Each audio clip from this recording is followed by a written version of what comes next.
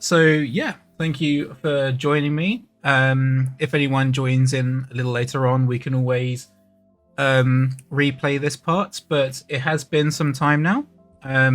The last time I did a stream was around 8 months ago, it seems, which is quite a long time. Back in October last year. So I know that this has been on quite a hiatus. Reason being, just so everyone's on the same page, is I started at DNEG Animation, which was quite demanding at the time, and it's kind of gone back and forth on its demand. However, I've also been creating content for Agora Community, with their new platform that they've collaborated with for Animation Flow. So I created 2 courses for them, which is out now. And yeah, it seems to have got good reception so far, which is great. And then also I've been doing other educational material, like talks and that kind of stuff. So it has unfortunately meant that CYBERPHONK has been on the back burner. However, this entire time, it's always been on the forefront of my mind that I want to get back to this project. And I've got to a point now where at least this very moment, it could change again. But I'll always, whenever I have some energy and some time to put into this project, I will be here. So I'll do my best to try and keep everything posted and try and keep this consistent. But again, I'm not going to make any promises. I'll do it as and when I can. But that being said, we have made some good progress. In the meantime, I have actually been talking with a company who creates sound design for animated pieces and other material.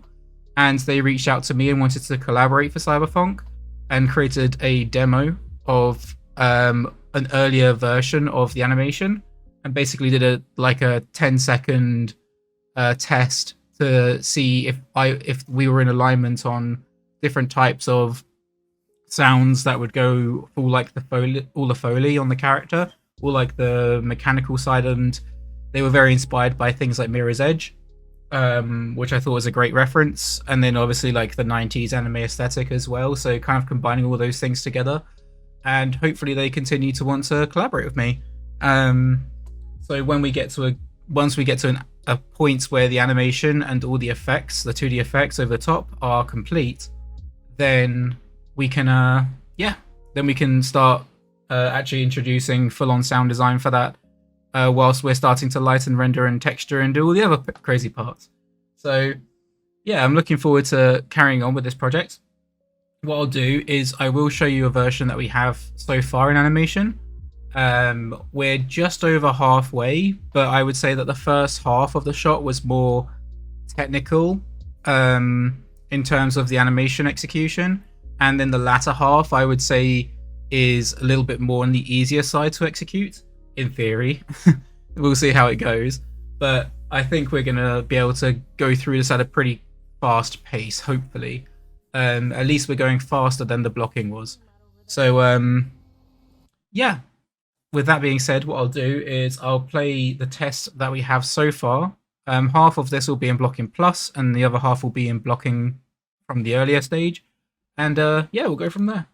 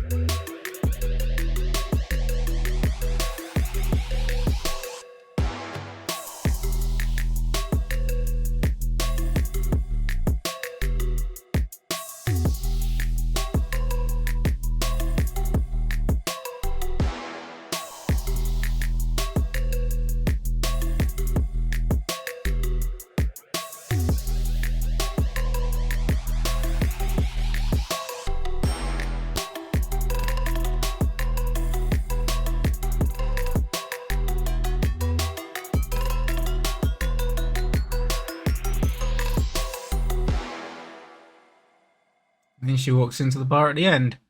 So there's still a lot of set dressing to be done as well.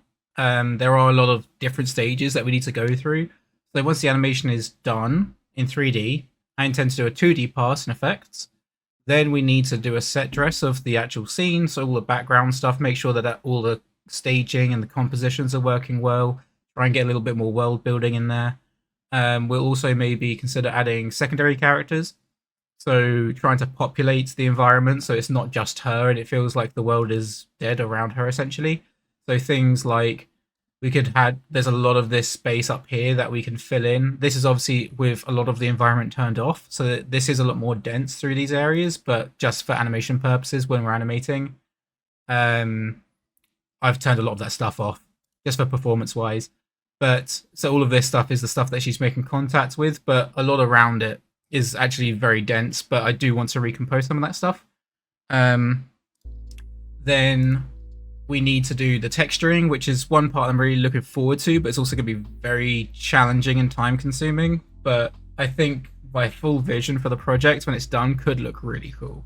So yeah, I'm basically excited to just keep cracking on with it. What I will show you is another version of the clip that we saw in the promotion.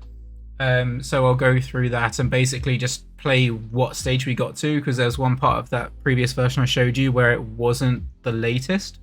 So this is a segment of the shot where we've added a little bit more blocking plus, and then that's going to lead into what we're going to start doing today.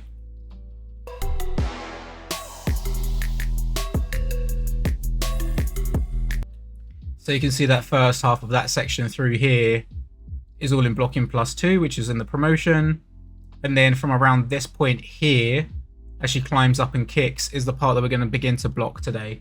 Or rather do blocking plus, add the in-betweens.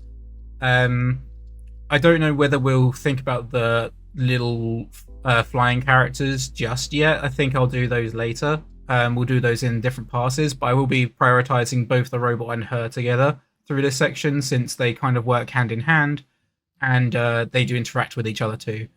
So that's something that I need to consider. So as you can see, I've got the scene up open here. We've got our characters and stuff. So yeah, basically I'm going to be going through. I do apologize if it's going to get annoying with me scrubbing back and forth and you may hear the sounds. I have tried to reduce the volume so it's not going to get too annoying. But like I say, if anything's too quiet or too loud, then do let me know and I'll change those levels for us. But the reason I need to keep the audio scrubbing in the timeline is I need to hear where the beats are. If I need to tweak any of tweak anything as we're going through timing wise. But it shouldn't be too annoying, hopefully. But if I were to turn this off, you should be able to see that we are already working with quite a lot of keys. So this section here is what we've already done. But then through here, we're working on like 6s, 8s, a couple of 4s, that kind of thing. So there is still a fair amount of in-betweening to start to flesh out. However, it is very tight and pose to pose because that is part of the style. So yeah, we've got a little bit of work to do, but I'm going to try and do a blocking plus up to this part here where she starts to land back down. We'll see what progress we make. We may go faster than I expect, we may go slower. There may be unforeseen challenges. So yeah, we're going to play it a little bit by ear and just see what progress we make. As we're going through here, I have this part where she's settled down. Then she has a beat where she looks up. She comes through here. And then she starts to exit. Now, it does go pretty quick here on this step. And as we're beginning to ease out, I do feel like that needs to be on the 2. So I do have a 2 here that I can work with. I have a feeling the spacing through this may need to be slightly tweaked. But yeah, we'll see how we need to adjust as we go. Got a question here already. Cheers for answering the chat. So yeah, I appreciate the comment. Thank you. At what part of the process do I use references? So mostly in the blocking pass, there are things that I would take inspiration from, and then there are other parts that I would use thumbnails, especially when we're doing things like body mechanics. Sometimes I will use references just to kind of like spark ideas, but then after that I will basically go into a thumbnail process and then start to flush stuff out that way. So we're coming through here. Now I need to add this step, so let's begin to ease this out. So as she takes a step, I do want to get a little bit of her weight coming up. And I would also like to have her right leg ease in.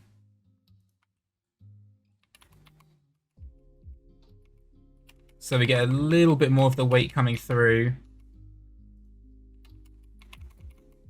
And then as we're coming into this part here, I do want to get a little bit of a counter as well. So her chest may get slightly compressed as she comes down into lead the action with her chest. But we still want to get a little bit of that weight shift in there. So again, we're trying to keep it somewhat simple. We want to get a little bit of that connectivity. And then I maybe can get a little bit of drag on her arm.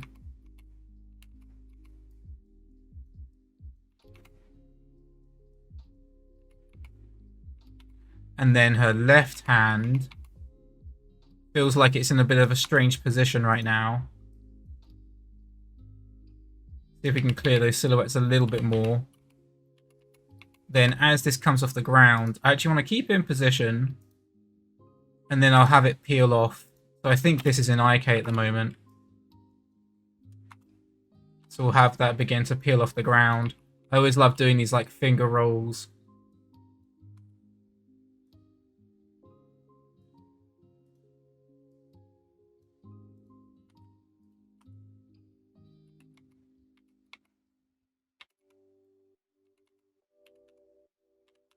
Something like this.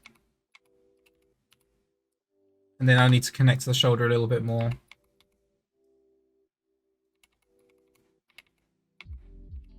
So we're coming through, we're taking the step. And then as we're stepping down, it looks like she's twisting her spine here a little too early. So I'm going to ease out her chest. And then I want to get her head to come up.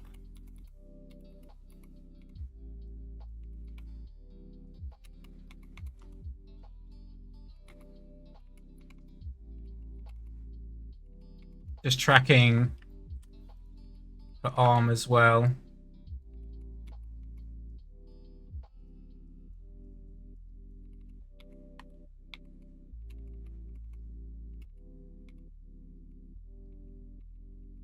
Coming through, taking this step. I quite like how broad the spacing is. I just need to check her graph editor. I want to check her forward and back just to see how she is easing out, because right now that spacing does feel quite linear. Yeah, so that's the correct spacing. So in here, I want to begin to ease this out slightly.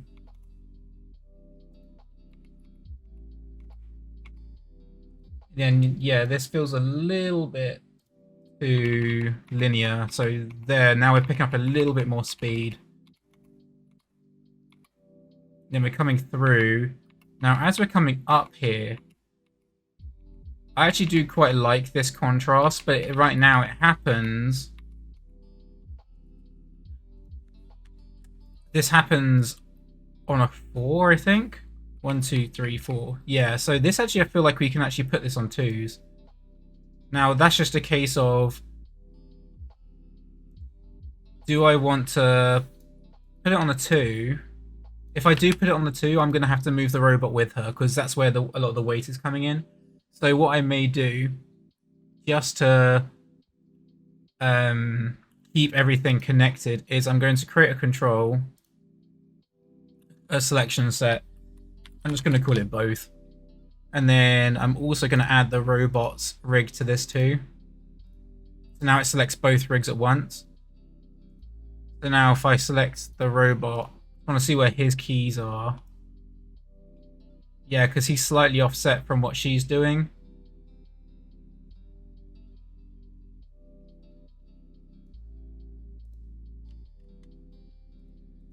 So yeah, I've got a lot of keys in here where it looks like they're not actually doing anything. So we're going to key that. Then we have a key here. Let's delete that. Oh, I know what it is. It's the arms. Okay, I see what's happening. Yeah, this is going to get tricky. So I've got to find what parts of the body are still remaining and what parts are coming off. Just to make it more complicated for myself. But I think they are attached, if I'm correct. Sorry, I get ads sometimes. Yeah, so if I look at the legs, they should, in theory, be attached over here. So this control here, is it just the space in which it's switched, potentially? Just checking if there's a way to check how it's... Okay, there you go. So it's parented here. So in theory, because it's attached, when I do blend shape, it shouldn't make too much of a difference. But because that leg is detached, I'm just going to actually remove this leg from the selection set. So now when I select, it should be a little bit easier to control. That comes through.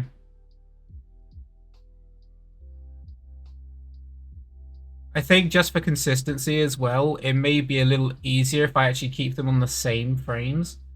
So as I'm going through this, I'm going to create another set just for the robot. And I'll put, say, Rob, no leg. Just so I know that I can remove selection. Now when I select that, there should just be the keys.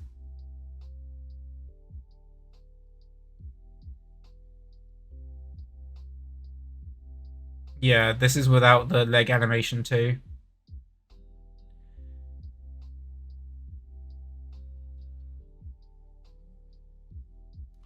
So what I'm going to do, I'm going to take these, I'm just going to shift this back one frame.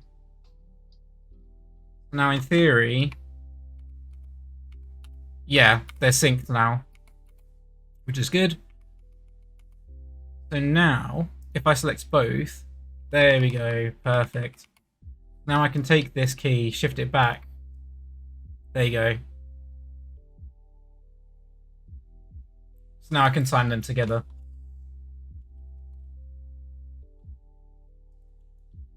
So now on top of this,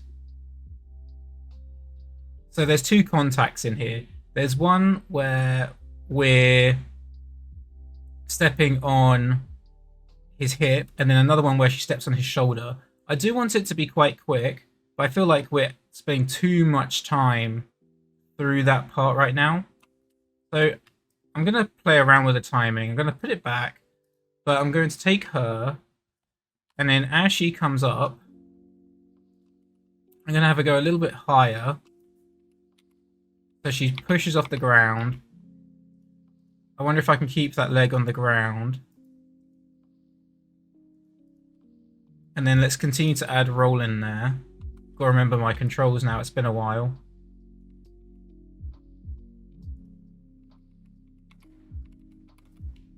That's looking good. Just connect to the hips a little bit more. And then I want this foot to come up earlier, so that we're getting the contact.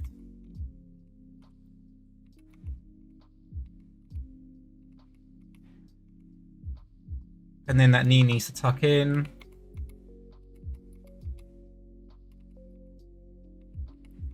It also allows me to get a little bit more clarity on the arm. That one's coming around.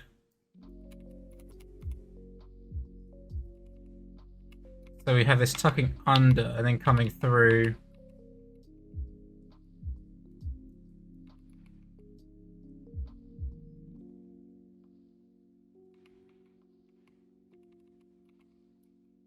Something like this.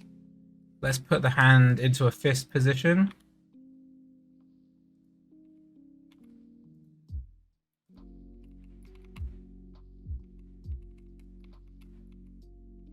So we're coming around, we got to wait on the step.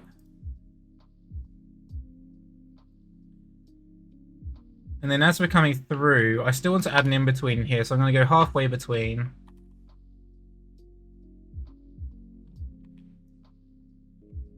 So it looks like this is actually needs to be on 2s again. So I'm going to shift this 1 frame back, shift this also 1 frame back.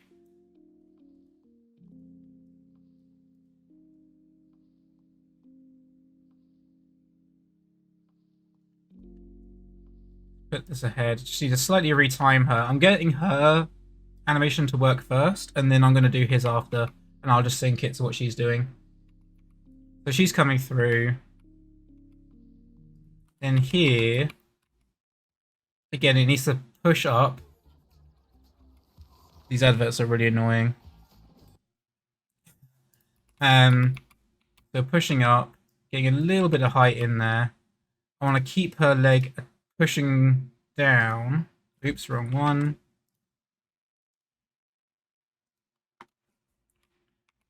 So as she pushes up, she is beginning to push off, but this leg needs to lead up.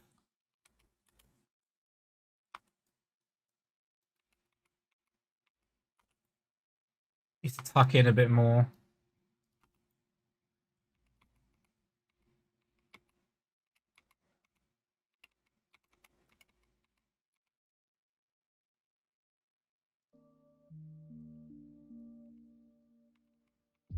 So coming around. So try to keep this arm back.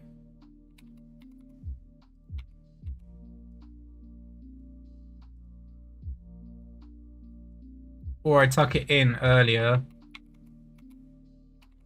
So we get a read like this. Just a little snappier. Allows the legs to read a bit more.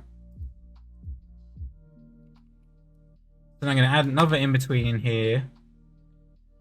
So this is where the weight's coming down slightly. Going to get a little overshoot on the foot. So this is where the hips are coming in.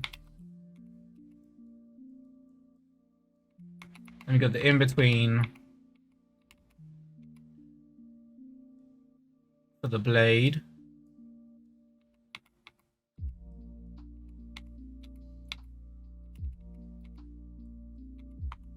And then this leg needs to be a little tighter.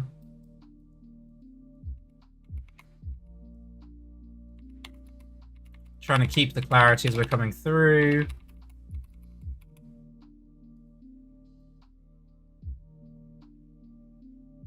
And then this is where we push up. So again, I think this is going to be a bit faster. I reckon from here to here, we could probably put this on 2s again. As is the nature of a lot of the animation so far. Once I go into Blocking Plus, you end up finding that you've spaced out your keys too much, which either means you need to tighten your spacing to preserve the timing you've got, or you change the timing. Either one of the two. So in this transition, I did want to spend quite a lot of time through this part anyway. Just suspending in the air. But maybe there is an in-between in here. I'm going to try and experiment with that.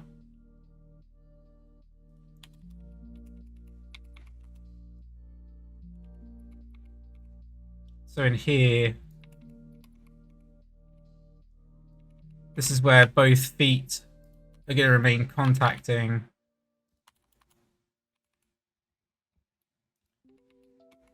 So we're taking the step.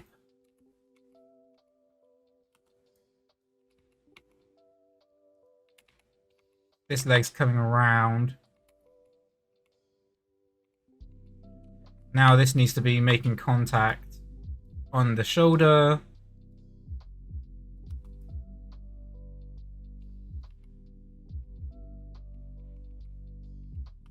Ah, so it comes around. I could do it so that she actually steps on his head. Could be fun. But then it's a little too high. I think just coming around the back so that we read his face actually is probably a little better. Then here, she's pushing off the back of his shoulder. Just need to make sure it comes in front of the head. Just like that. And then that foot needs to be a little bit further back for the toe to make contact.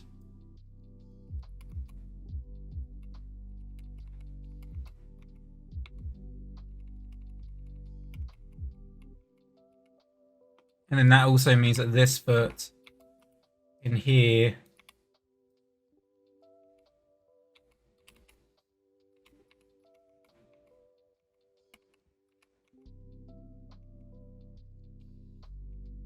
I have a feeling. Yeah, I still feel like I want one more in between here, so I'm pushing this back. Putting this on 2s again. I just want a little bit more weight to come down before we push up into this. So at this point here,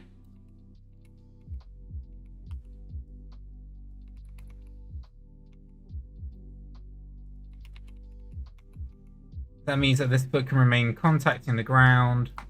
Again, so now we're kind of pushing off with both at this point.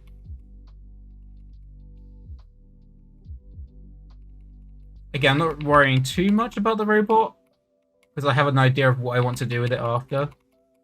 I need to rework her upper half as well at some point. Just getting the overall timing and spacing working on her body first.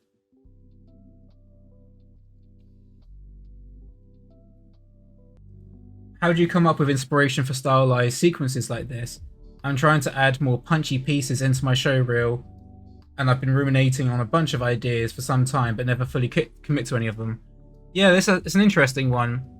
I think, for me, over the last, like, 5-6 years, I started to really just get into, like, 90s anime. I just love, like, a lot of the movies from that era, a lot of the, like, just, I think the style is just very, very appealing to me. And I wanted to try and recreate something like that that's a little bit more modern as well. It's kind of like a hybrid. So a lot of the style is inspired by things like Akira, Ghost in the Shell, Cowboy Bebop, that kind of thing. Because that's just kind of my taste in that kind of era. So I looked at a lot of different references, and then I also, like, there's a lot of different combination of things, because I always wanted to animate a shot that was to music rather than, because a lot of the time you'd put sounds to music after you've animated it. Even if they give you some scratch music or whatever, then you'll animate to, like, the general beat of it, and then later the music changes, right? But I wanted to almost do the opposite with this, where your music is what dictates a lot of your timing and spacing. And so I was listening to lots of different genres of music, and one that kind of stood out to me that was kind of, isn't really, like, it's not associated with cyberpunk at all, was funk, which has a lot of different roots. But when I heard it, I could kind of hear some of, like, synths and, like, the mechanical stuff kind of correlated with a lot of stuff that you'd see in the 80s and 90s. And it also had some really interesting rhythms to it. And so I tried to find a piece that kind of fit all of those boxes. And yeah, I was listening to a lot of different music, and I was like, oh, this sounds like something I could animate to. So that's what really came up. I kind of, like, combined a lot of different inspirations into one package, which hopefully makes it feel a little bit more unique. But also has a lot of, like, deliberate references, and, like, I'm not exactly, like, trying to pioneer anything by doing this. It's more just like a love letter to the things that I enjoy. So yeah, that's really what kind of sparks the idea for me. But I get where you're coming from about the idea of committing to something, because I've done projects where I get halfway through and then I kind of just, like, lose what I felt passionate about it to begin with. But this was one of those things where I thought about it for a long time. Like I say, I started this in 2023, but that was just the concept stage. I think to actually getting into Maya and animating was probably maybe a year and a half ago, somewhere in that proximity. But as you guys know, I've kind of been on and off with the projects because of, like, different commitments. But the fact that I'm still here today doing it shows that I'm passionate for it. Because whenever I'm not doing it, I'm thinking about it. Which was enough of, like, a validation for me to be like, no, this is something I clearly care about. So I don't care how long it takes me to do it. I'm going to always come back to it until it's finished.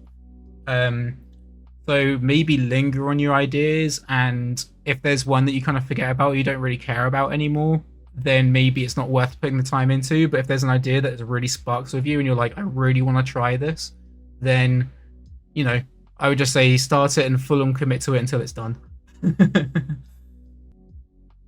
I've not been there on previous parts, so I apologize if you did not mention it before, but did you storyboard the sequence or you went straight to references? So, I'm trying to remember now. I don't think I storyboarded it per se. I think... I'm trying to remember how I did it. I think what I did was... I'm saying think because it was a long time ago.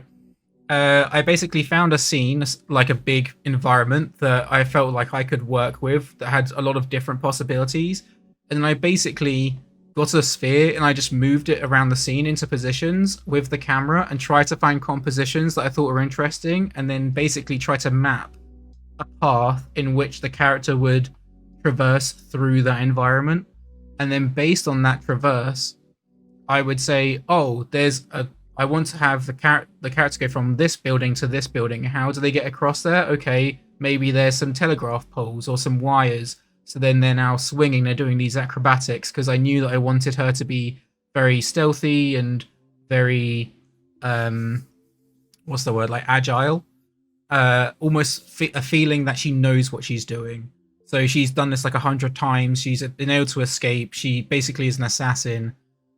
So she feels very competent in her surroundings and knows how she can get away. So based on where I moved her, I then came up with different mechanics. So I looked at things. That's when I found references online where I basically said, oh, like I like this clip here. I knew that parkour was going to be a big part of the inspiration as well. There's a bit of gymnastics involved too, but I wanted her to feel more like she was a street smart. So if we're thinking about like Cyberpunk 2077, she's more like a street rat kind of thing, more than a corp, if that makes sense. So she's a little bit rough around the edges. She kind of like, she grew up in the streets kind of idea. So I wanted her to not feel like, I wanted her to feel competent, but also like aware of her surroundings and how she can like slip through the cracks. So yeah, I looked at a lot of parkour stuff because that felt a little bit more urban, a little bit more like street-based mechanics, if you will. Rather than like an academic way of doing like athletics, if that makes any sense at all. And so yeah, then based on that, I compiled a bunch of different mechanics and then made thumbnails based on that reference and based on the staging that I'd made with the camera.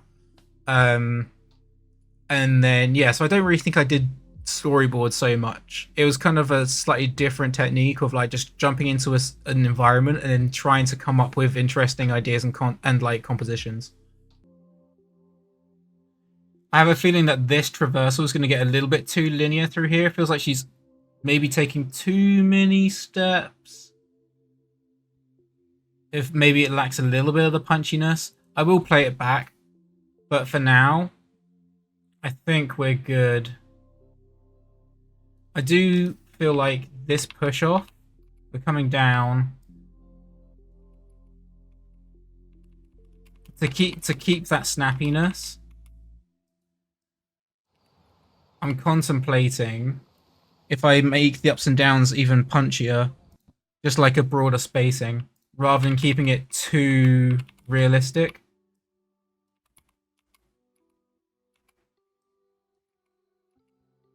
So she's coming through, and then boom. So in here, I'll keep the feet down.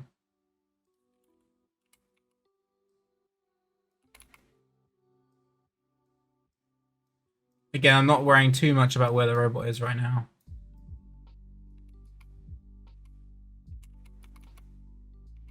And then that's when we snap up into this. So we're hitting there.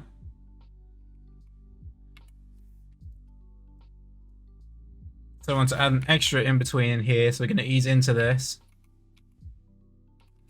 Looks like there's some gimbling going on with the arm, but that's fine. We can fix that. I do want to... There's a little bit of bandwidth in here to actually keep her going up. Just want to get a little bit more of a hang time. So pushing up.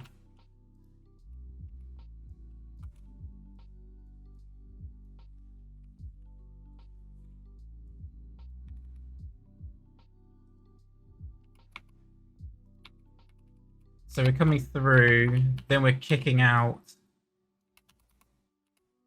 Might keep this leg here. So we get this graphic shape and then it separates.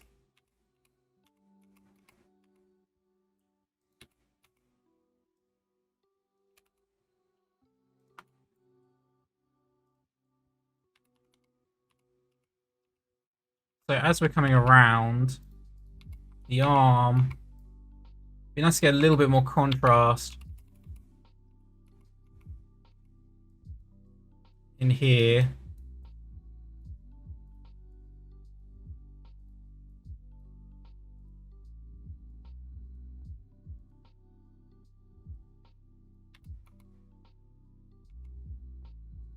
So we're holding this in the air. Then it's coming out. So at this point on the arms, I do want to snap the arm out here. I think it's because it's blending from FK to IK, potentially.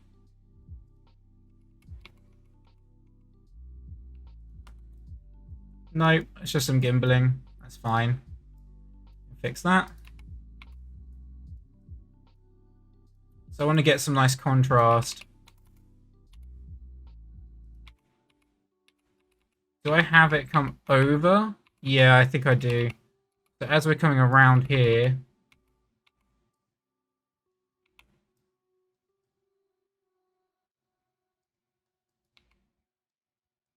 I actually want the arms to come up instead.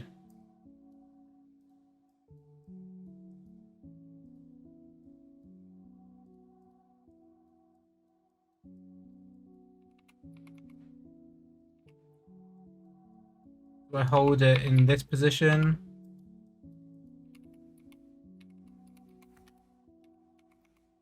Then we're coming through.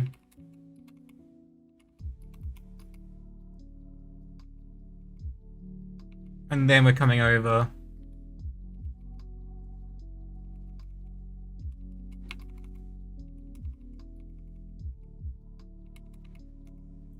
And then her neck does feel a little bit strange through some of this. We're not going to see her face, just to be clear as well. She's going to have like a mask on, which is, again, a reference to Ghost in the Shell when that comes through.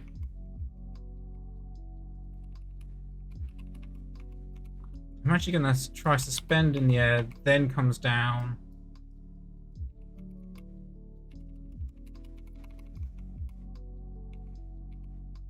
So then we're hanging in here. There's add some in-betweens. So let me just check the foot kicking out. Yeah, it looks like, again, there's some weird gimbling in there. But I'm just brute forcing it because it's going to stay on step, so I can kind of clean up this stuff.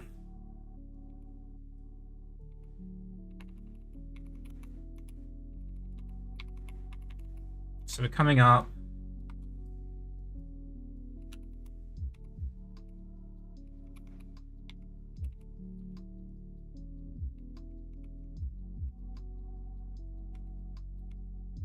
So then we're kicking out.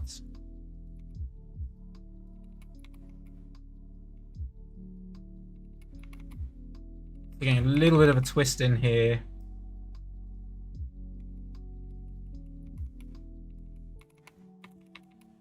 And then with the other arm coming through, I may actually have her start to lead around and twist earlier, potentially. Getting another ad in here. Yeah, come back to that in a second. So we're coming through. I wonder if I can begin to already twist her. So again, you try and keep her anatomy. So that through here, we're getting a little bit more twist.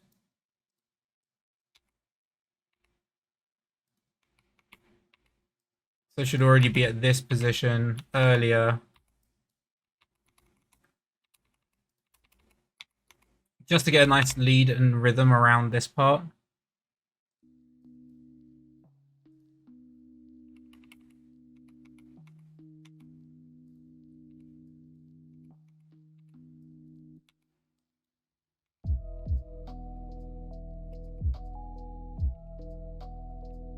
So coming through on the arm. Then at this part here, we're coming round. I was contemplating, because this arm just feels like it's sticking here right now. So I'm going to try and see if I can twist it a little bit more. Maybe I can have it so that it all kind of tucks in, just to simplify the shape. Don't need to worry too much about the logic of it. It's more just to get the feeling of it right.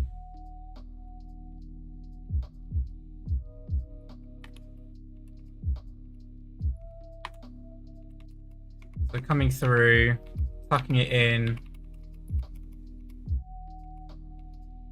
Then we're holding back. And then that's when we come out into this. So we're coming through, start to lead out the elbow.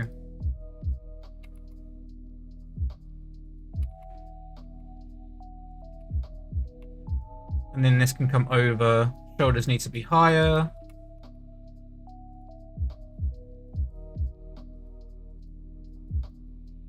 Sometimes I do pull stuff around a little bit anatomically incorrectly with this rig, but it's more to get the shapes more than anything else.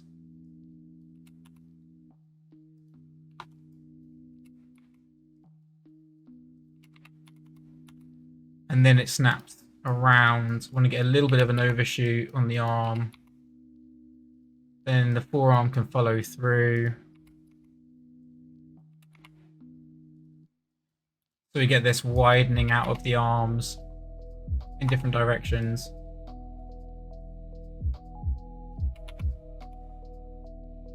And then want to keep it still pretty tight.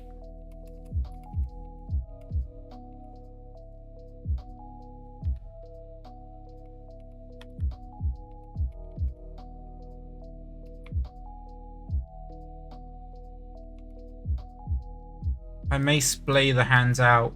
This is where I need to go into my library and then go on the hands. CYBERPHONK, major hand. So it's her right hand. Just go into one of our splay out poses.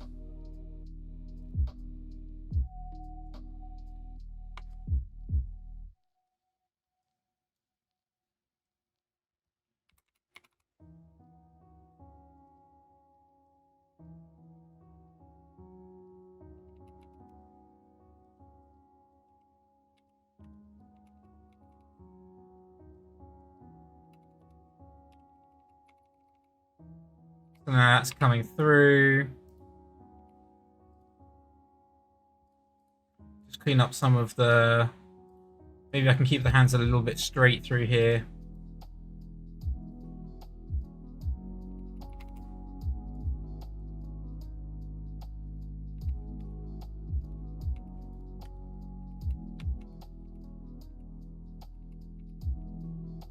Just tracking the spacing.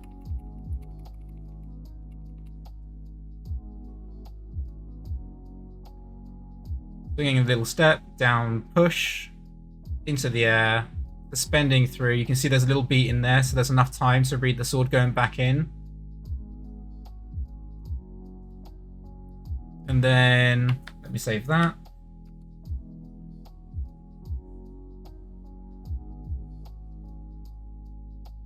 Oh, it's more action-packed than the base game. That's cool. Ooh, they're making a Cyberpunk 2. Okay, they bring back Silverhand. Yeah, absolutely. Anything with Keanu Reeves in it, I'm down for. So now, as we're easing out here, there's a big hang time, but I do want to feel like we slightly hang before we drop, because I want to feel the drop through here. So I'm actually going to go halfway between, which again looks like this is on the awkward timing. So this needs to be a frame later. So I got halfway between. Now when I ease this out,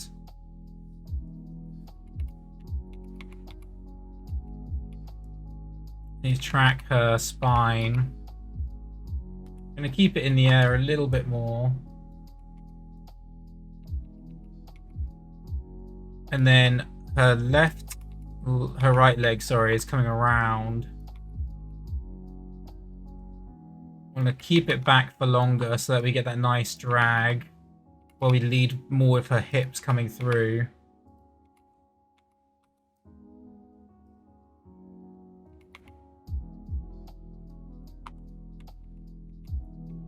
I want to keep the legs a little bit hanging in the air, just to get a little bit more follow through.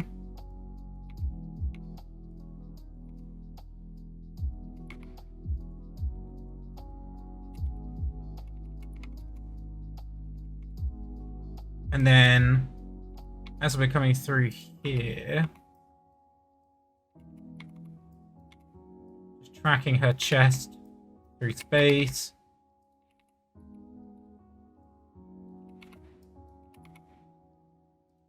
She drops in here. Gonna keep her arms straight. Adverts again. So I want to continue to have her arms follow through this action.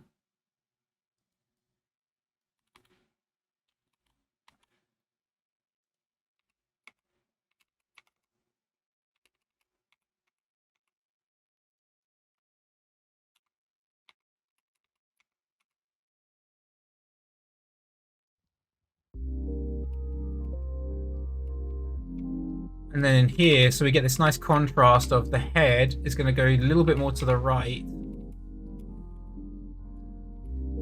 Then hold, and then it goes back to the left through here. So we get that nice opposing action with the chest going to the right and her head going to the left. You get that nice twist, like dynamic rhythm going through the body.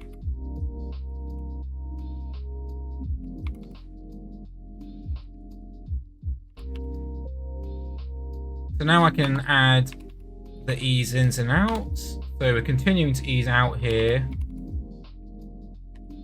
but the legs themselves should just continue to follow through.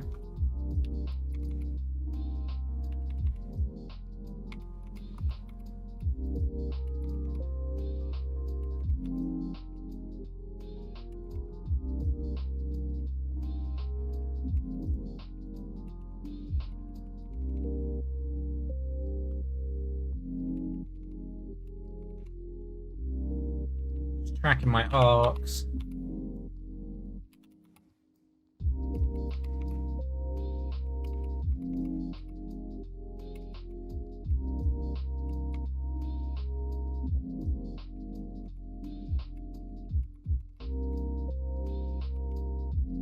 And then as we're coming out, again, we're still easing out here.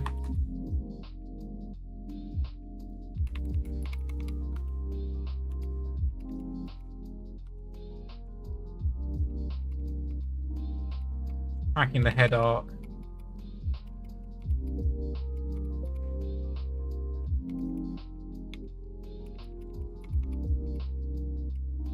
It's already working pretty well in that ease out.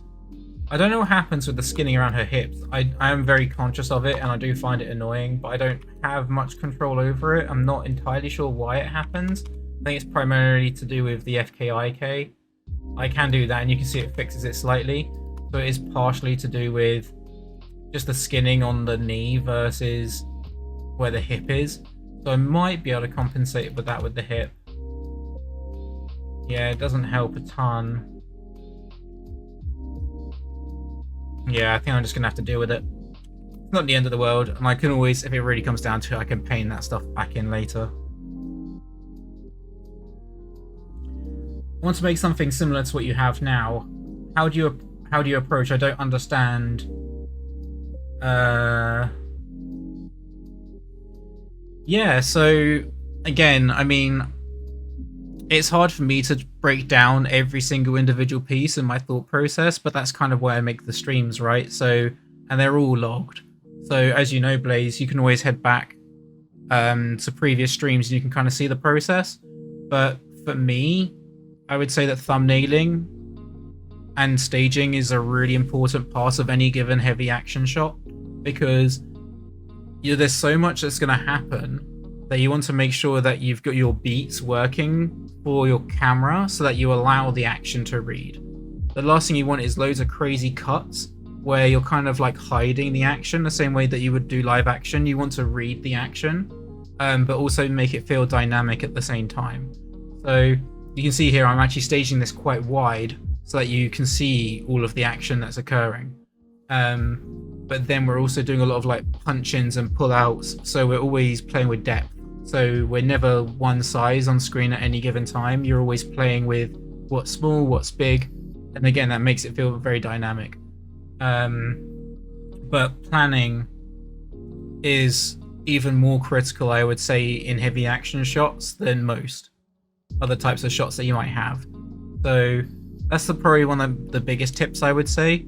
If you want inspiration, look at fighting choreographies online that you think are really cool and dynamic, and then break down what it is that makes it interesting, and then try and come up with your own ideas based on that.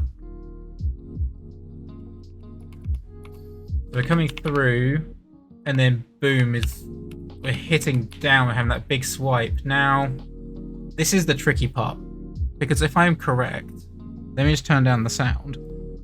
If I'm correct, the timing of when this kick happens actually happens on a specific beat in the music. So again, this is where the limitations are in the music, or like the animation is dictated by what the sound of the music is. So I may need to retime this slightly to hit that beat, because that's a really critical beat that we want to hit. So let me go into our music here.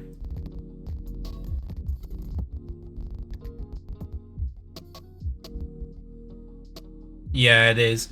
So I know that I want to have the big spacing happen here. So that means that this is going to have to be later. So I'm just going to take these keys, try and spread them out a little bit more.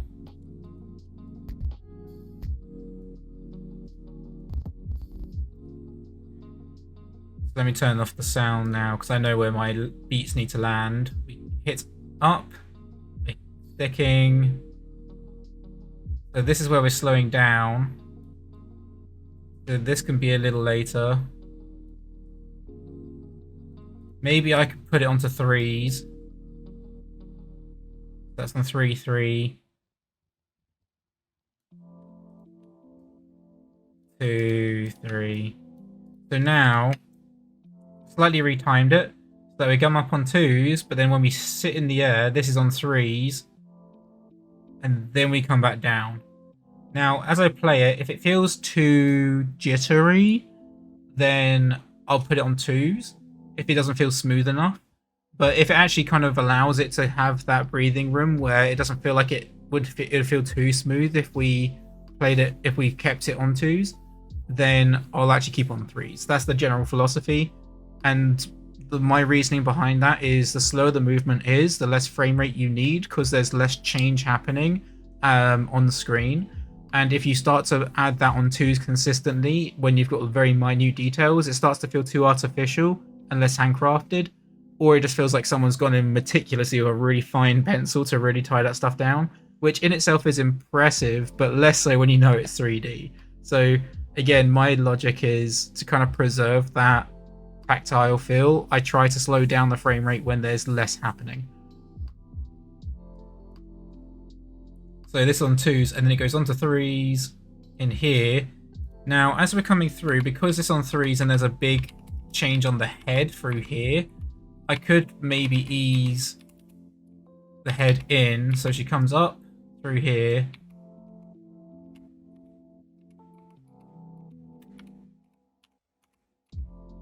Something like that. And then she's coming through.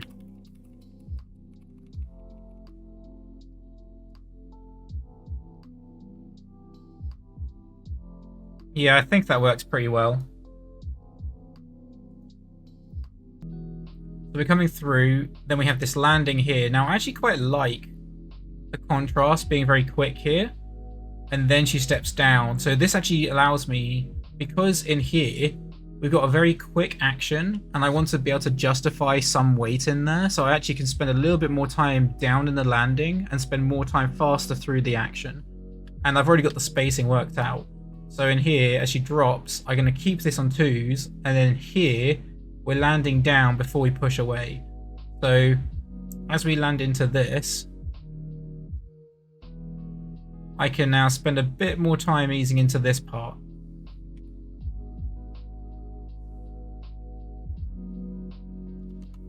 So I can play around with overshooting her roots down. And then I may also snap her leg into position. So getting some very big contrast in here. I can always have that leg slightly delay.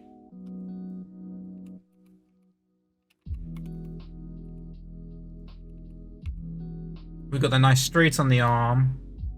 Again, I try not to squash and stretch the volumes too much because I'm going to be using things like speed lines and multiples later to compensate for that stuff.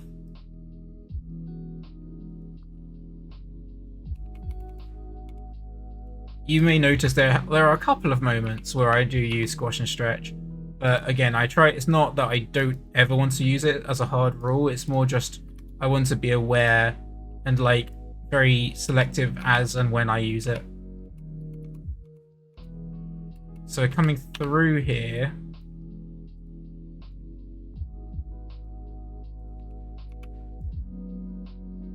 looks like I'm breaking some of her bend bones on there. And her shoulder.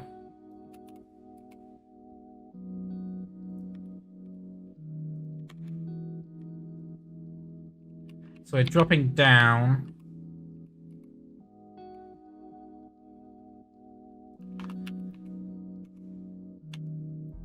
I'm going to keep her weight back.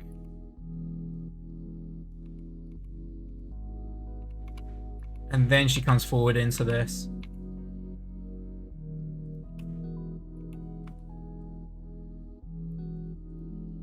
I'm going to do her jacket animation later as well. I'm not concerning myself too much with the secondary action on that yet.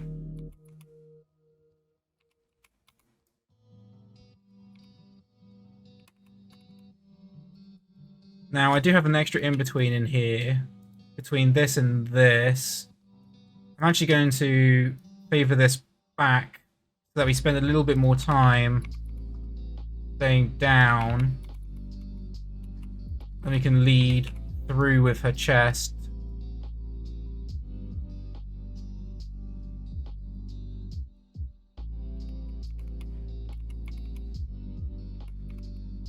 And then we're pushing up into this, and now we have an extra in-between to ease out here. It's only on 2s, or is it eventually will you do some of it on 1s? So the entire thing won't be on 1s. There are the odd occasion where I put it on 1s, but my general philosophy is if I can keep it on 2s, I will. If I want to feel it even snappier, I'll put it on 1s, or if there's a lack of clarity, then I'll put it on 1s, which is the exact same philosophy that they would use on Spider-Verse. The rule that they always gave to us is if you can do it on 2s, do it on 2s. And then if you need to compensate your spacing, then you can. It really does depend on context as well. For some more fluid movements where you want to feel how graceful they are, then you may want to put that on 1s. But again, in aid of like giving it that handcrafted feel, more often than not, we would try and keep it on 2s.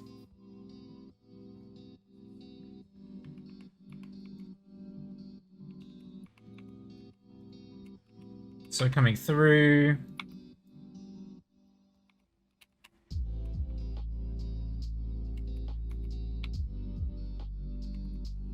Trying to keep the clarity on the mechanical arm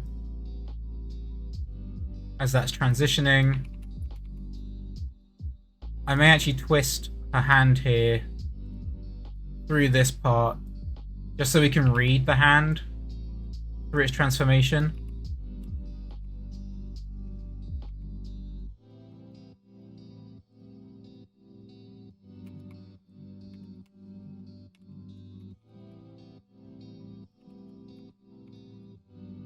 And then I want to keep that back left leg on the ground.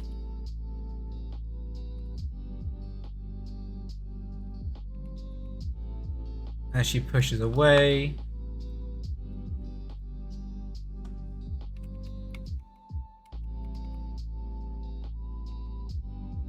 Then she steps up. Maybe because we're coming through here, I can keep her going up a little higher.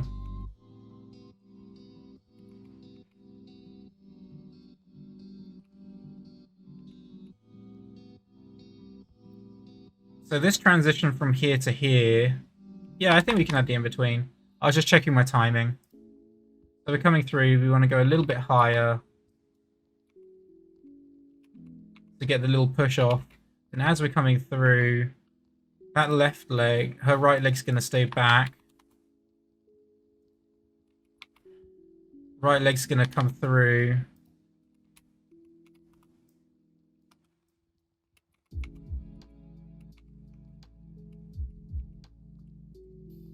There's part of me that doesn't quite like the length of the knee through this part. It feels a little odd, so I may just cheat to shrink it down. We have these little bend bones in here, so I'm just going to knock it back.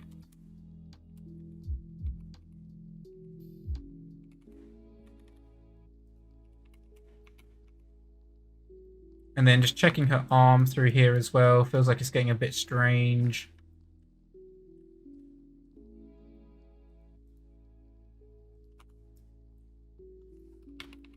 Just trying to, again, preserve clarity at all times. So it looks like through there.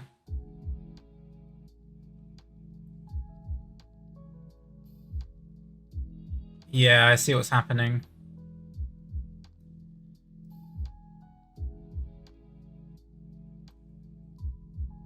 I'm wondering through this part here, what, just again, in aid of reading that arm coming through, I wonder what would happen if I actually kept the arm straighter, so we read it reaching out. We read the transition, then as it sucks in, that's when the arm can pull back, because then you get that nice swing kind of motion, where as it slots in, that's when it kind of recoils her arm back.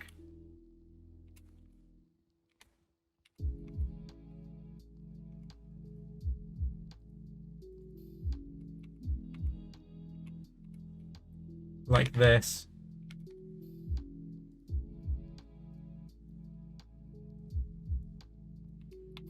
See that pull back now? I can restage the timing on the robot and stuff to make that read, because obviously it stacks over each other right now.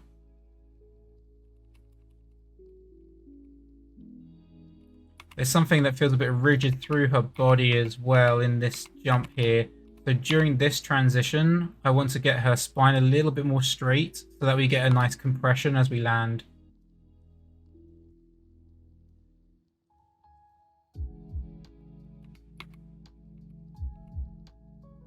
It doesn't have to go fully straight. Maybe it does. Again, it really does depend on the timing.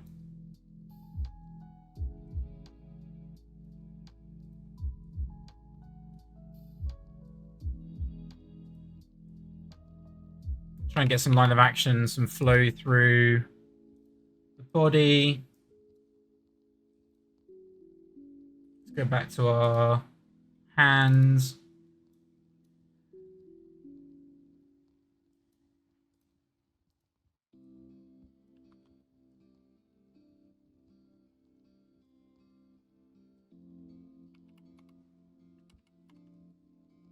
So now that I've got that, I can begin to ease into that.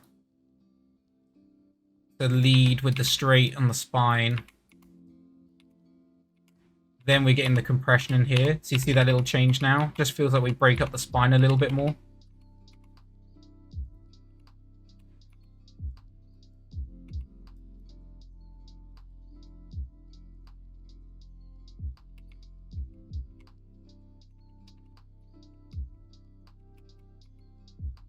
I'm just tracking her right arm.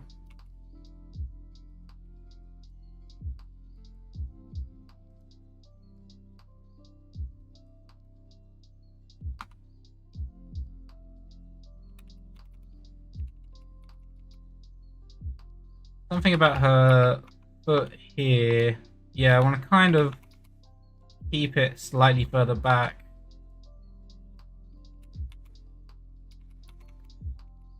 Then it comes in.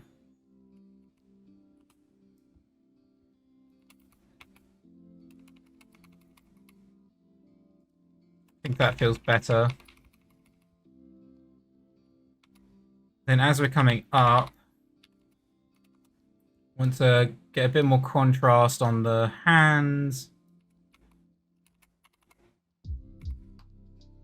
Maybe they can overshoot on the arm.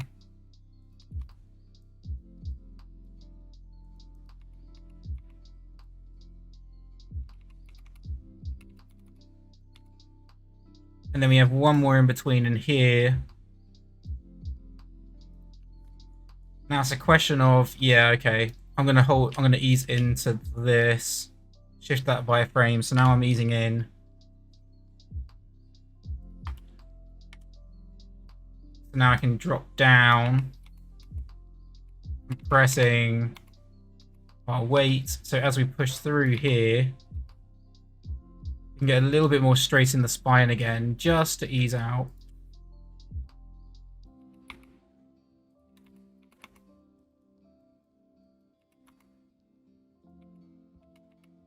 And then here we can have a breakdown on the arms. So they come through, they can drag again.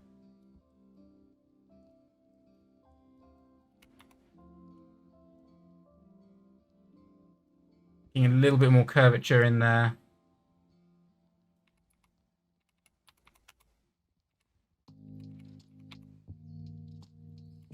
And then we're getting the change in timing on the arms here as these come through.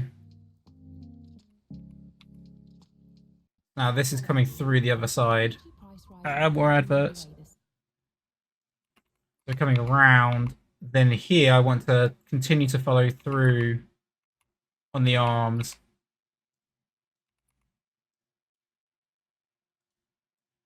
Which may mean I get a little bit more twist in the chest, just to lead this action round.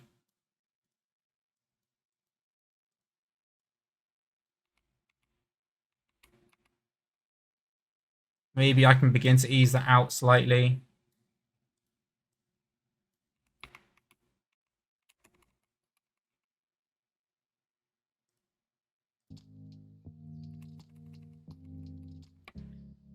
That's feeling pretty good. And then we're coming through. And then again, I can tweak the timing on this stuff. Some of the posing here is getting a little broken too.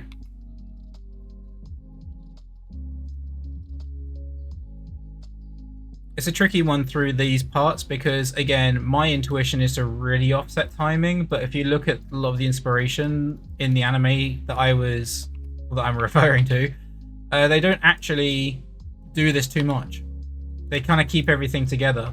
So it's one of those things where I have to make a creative decision as to, like, do I stay close and true to, like, the reference, or do I kind of reinterpret it?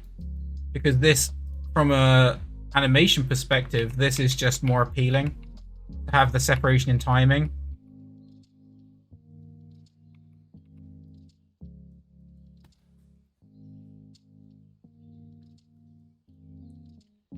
So coming through.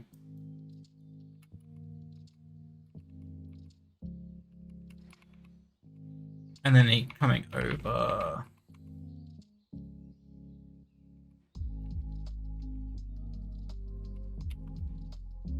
A little bit more direct in here. Feet will start to roll off the ground.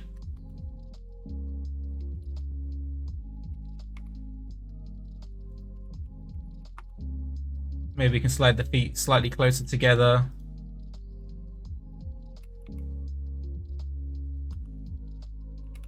And then they push away. Cool. So in theory, we have a pass of her.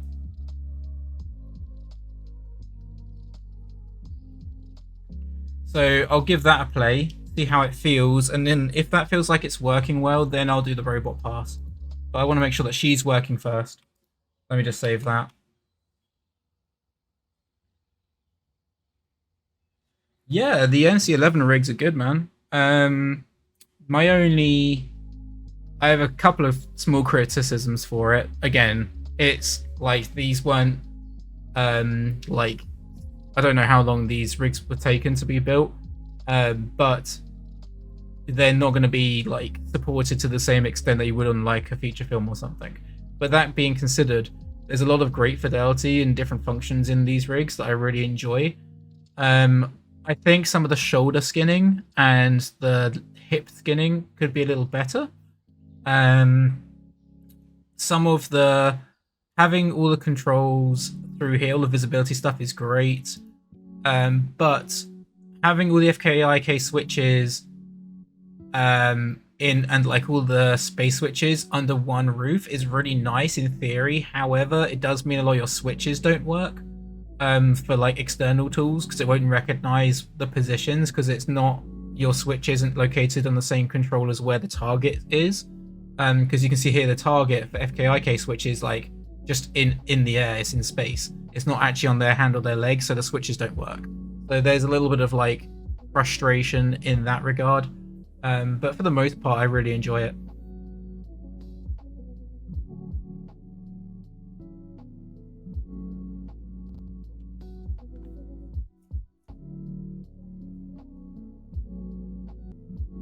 But yes, I think you'll notice that there's kind of a trend in the last like 5 years, 5, 6 years about animations not needing to be splined in 3D. So again, this isn't necessarily to follow that trend. In fact, I actually kind of enjoy working in spline at the moment. But the reason this is not splined is because the style that I'm referencing wasn't either. And I want it to feel more handcrafted and something more reminiscent of the 90s, which they didn't really spline stuff then. Like things were rarely animated on ones. You may get the occasional thing animated on ones, but not many. So again, just to try and stay true to the style is more the case. But you can see this section here is on ones for the drop down and then swipe, but then it goes back onto twos as we settle. So it really does. It's just relative to whatever action is taking place. Cool, let's give this a play. So this will be version 48. CYBERPHONK, Play Blasts. I'll try to make that in a game only on 2s of 60 FPS spline. Yeah, so if you want to have the same feeling as working on 2s at 24 FPS, then you'd have to work on 6s, I believe, to get the same feeling in the timing of it, so that it's not too smooth. So if you want to stay in steps at 60 FPS, you work on 6s. The only reason I know that is because that's the same method I used when I worked on No Rest for the Wicked, with Chester, who may or may not still be in the stream with us. I'm not sure. But he was in here earlier. But when we worked on that, it really did depend on the action we were doing. But like for all the fighting stuff, like all the gameplay fighting stuff, I started working on 6s to begin with, so that the timing and spacing was something I was familiar with. But then, of course, when we spline it later for that style, we'd have to go in on the in-betweens and clean that stuff up. But it gave me a good foundation to build upon. I like that there's a slight rhythm on the feet as well. So we have 1, 2, 3, and then 4. So it's not like 1, 2, jump. It's 1, 2, 3, 4 kind of feeling to the steps. If you watch it again, you see that? It's like 1, 2, 3, 4. 1, 2, 3, 4. It's even faster than that. It's like 1, 2, 3, 4. We might be able to slightly separate that timing as well on the feet, just so that one lands ever so slightly after the other, which it kind of does, but it's hard to read it. So I almost want to keep that, yeah, a little bit later. and just make sure that we preserve a bit more clarity through some of that transition.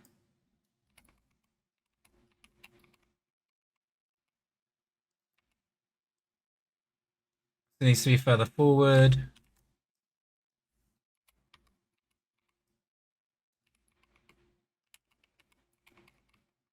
Hopefully that will help that read a little bit better.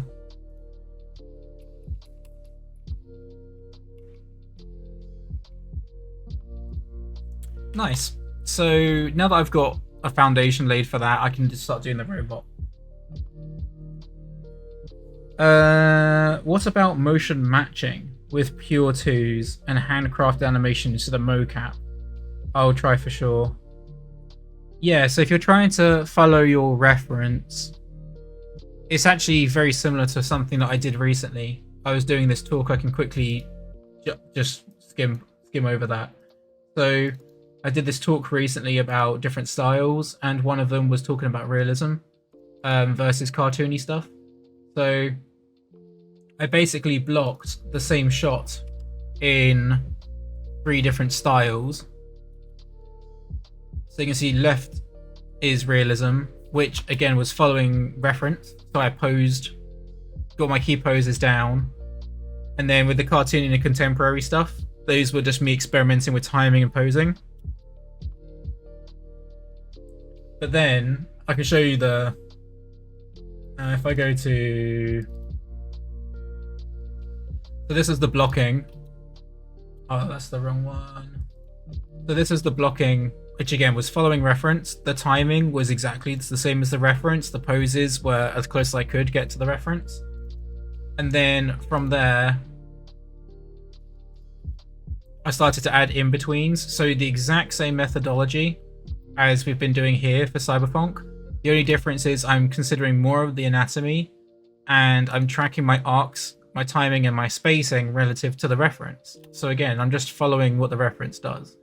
And then once I got that eventually down onto 2s, I eventually hit spline, cleaned up the FKIK switch. And it's funny because online when I posted this, some people were like, oh, that's not realistic. Like he's going way too fast, or the weight's not right. And I'm like, well, that's funny because it's literally rotoscoped. Like I literally took the reference and matched it 1-to-1. And I don't know if I have an exact version of that here. Maybe I do. Yeah, I've turned off the references, it looks like. But I can show you the reference itself.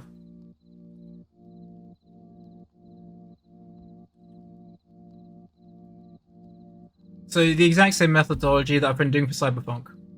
But the whole point in that class was to teach them versatility. So using the exact same workflow, you can get a very different style. It's all just about your principles and how you think about timing, spacing, and contrast. So yeah, that's generally the idea. But I would say that like there's no crazy recipe for like achieving a certain style. It's really like, and like how you execute it, it's more about your understanding. Like the workflow, there's no right or wrong, it's what works for you. Definitely there are some workflows that will be more beneficial than others. For instance, with realism and things like motion capture, if you want to do something the equivalent of motion capture, where you're really taking into account like as close to the reference as you can, then I would say that you going into spline earlier will be better for the most part for you. And like focusing on the mass of like the main mass using the root control. So like focusing just on this control, moving that around to get the timing and spacing as close as you can. And then you can incorporate other parts into the body layer by layer. That's one method you can use, which I know they do a lot in VFX. So yeah, it really does depend on what suits you. And it's just trial and error. You got to try it out and see which one works best. But my method, I try to build a workflow that allows me to be versatile regarding style, so that I don't have to like think, okay, now I've got to put my other big brain on and try and like figure out how to execute with this. Like now I've got to rechange my mindset, which inevitably you will, but you don't want to have to like rework your whole workflow around it either. So whilst you're inevitably going to change it a little bit, you want to try and avoid doing it too much if you can. So cartoony timing was same. No, the cartoony timing I changed because I re-juggled where I wanted the key poses to land, because naturally with cartoony animation you want your rhythm to be more interesting and have a little bit more contrast that you would do with realism. So if your realism was going, even if it did have a variation in your realism where it's like 1, 2, 3, or it's like 1, 2, 3, 4. There's like that pause in between. You may want to, with cartoony animation, you may want to go 1, 2, 3, 4, 5. Like that idea. So it's a similar thing, but there's more contrast where there could still be that hang time, but maybe the duration of that hang time changes, or you could maybe change where the hang time takes place. So it could be 1, 2, 3, 4, 5. It's like that idea. Or it could be somewhere where there's 2 hang times, so it would be a 1, 2, 3, 4, 5. Like whatever it might be. But you want to play around with that because it's just more interesting.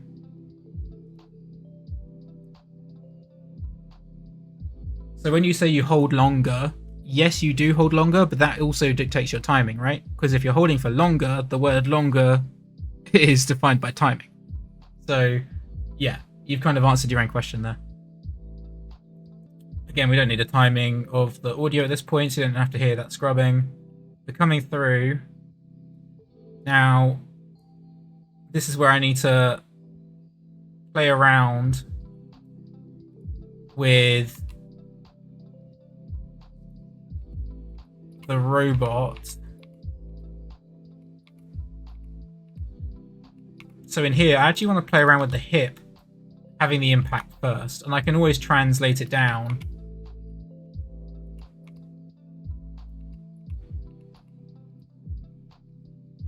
I think I might exaggerate that more just so that you read it. So technically I know I'm squash and stretching by doing this, but it's more just to get a bit of variation.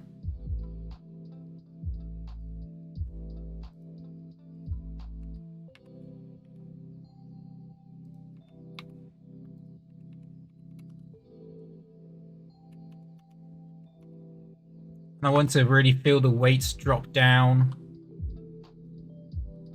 on the hip.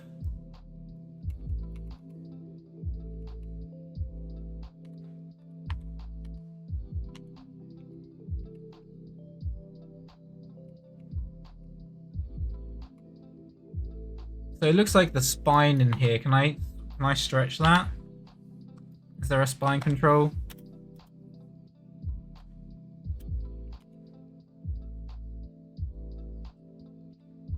I'm hoping this guy can stretch. Not quite what I was looking for.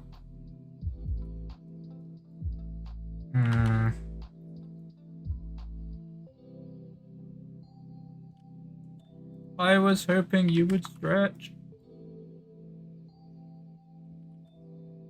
Oh, damn it.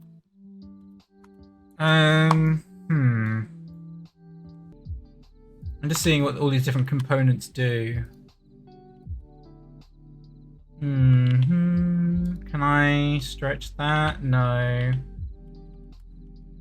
Can I stretch that? No. Okay, so he doesn't stretch. We've taken note of that.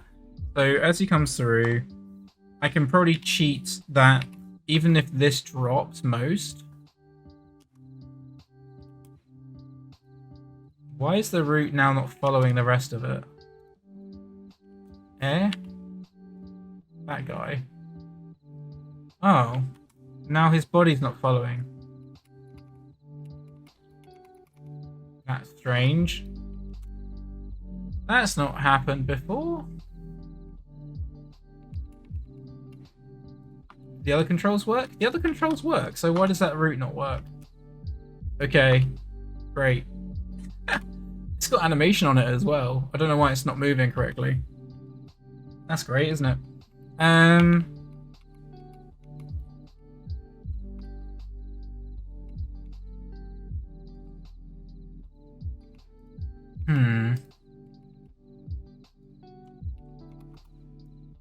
Oh, now it works. Okay. Thank you, Maya. Just triggering me there for no reason. So this drops down. We want to get more weight dropping here, but we want to keep the chest up for a little longer.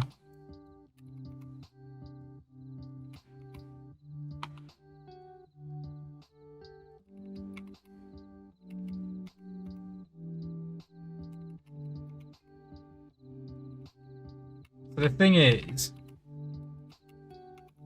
I also kind of want to keep. I want to keep their silhouettes clear.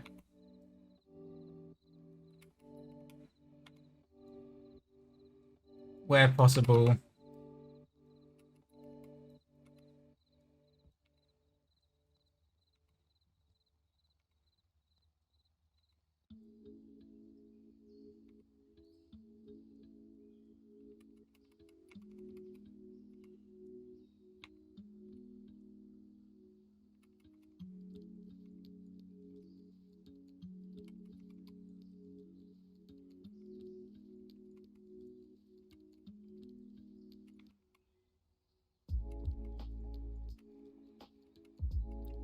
So we're coming through, just tracking.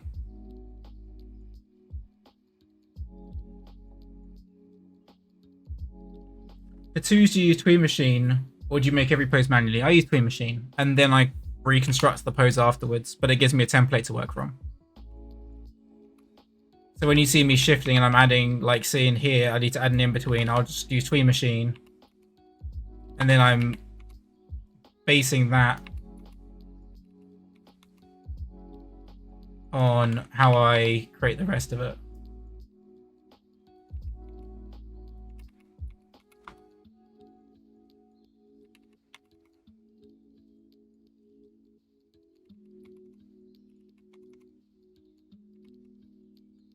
And then I don't like that his left arm is in the way here. I think it's just too complex. There's too many shapes going on.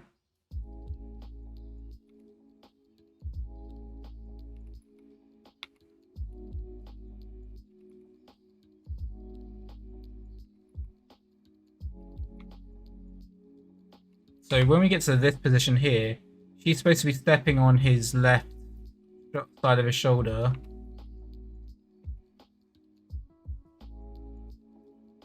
So in here,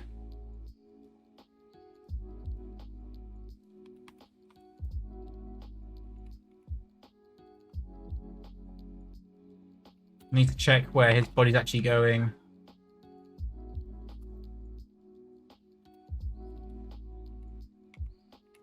Is her foot going back? No. He just needs to be further forward. There we go.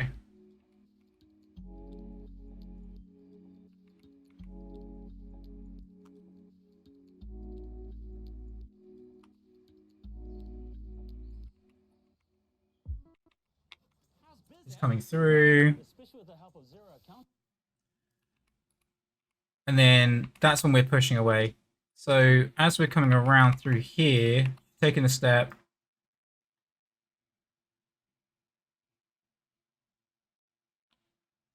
I like that position there, so I just need to create in-betweens into that pose.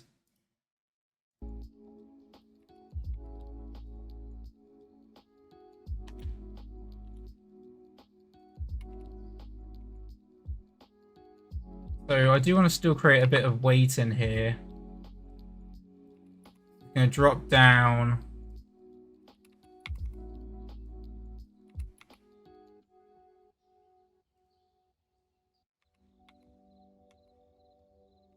And then another in between. So he's easing out.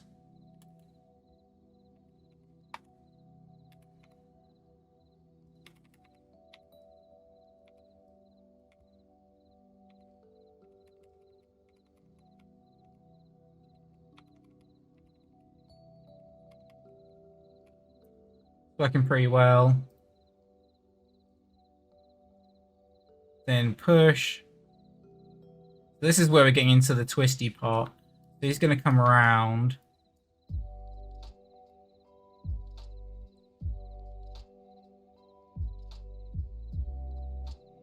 I do kind of want him. I don't want him to just stop here. I kind of want him to have that like whoa kind of thing where he's getting a little. He's like overshot slightly. So she kicks him through. He's twisting. Keep this quite fast.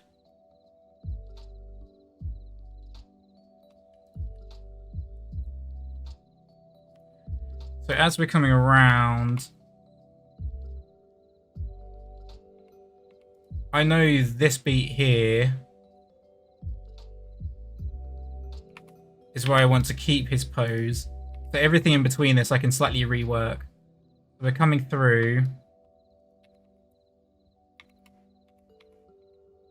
Let me just save this. So in here, I'm going to have him slightly come around.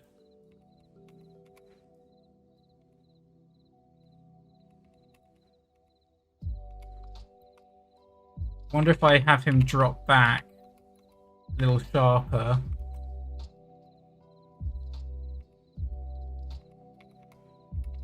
Because she is kicking him after all. And then he's going to catch himself. Slightly.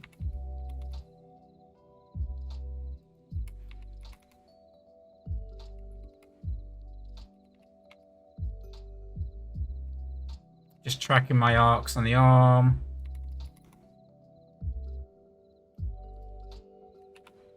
And then here, I want to create an overshoot pose. So I'm going to ease in to our previous pose, but now I'm just going to create a slight adjustment of this. So he's coming through. Going to slightly twist.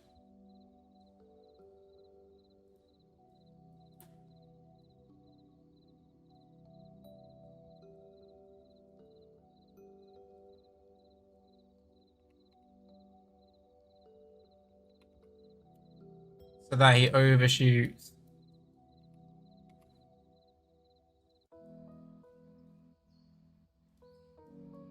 This is the only time where he's going to get a little bit more, like, fluid, I suppose.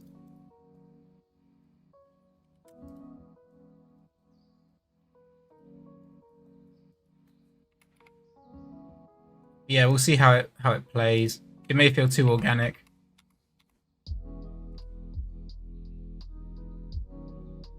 So he's going to ease into this.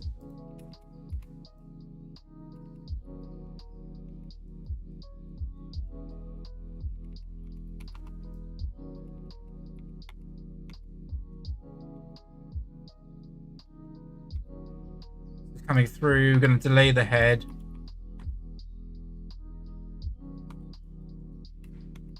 Still going to follow through the arms. But drag. Forearm.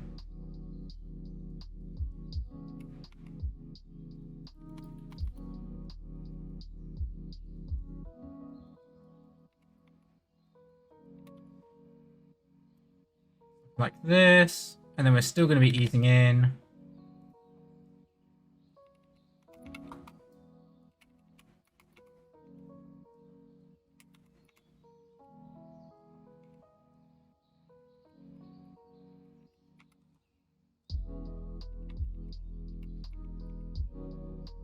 So we're overshooting.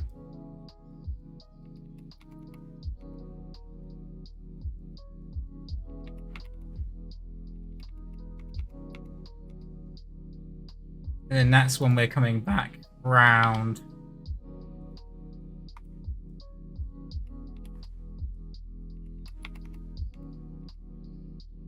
Still going to delay the twist.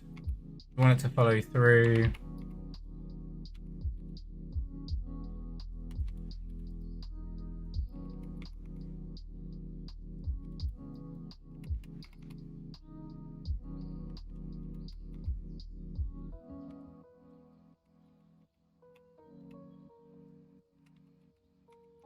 Overshoot the upper arm.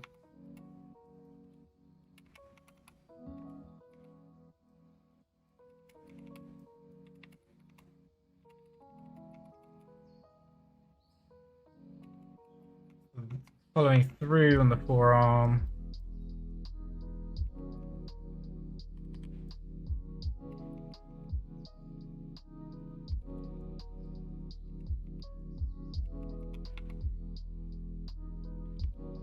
Still dragging the head.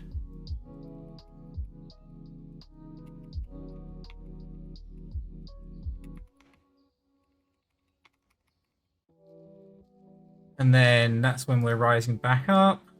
Again, I want it to kind of feel like a surprise, like he wasn't expecting it. He just about gets a glimpse of her, and then he knocks the robot's head off, is the idea.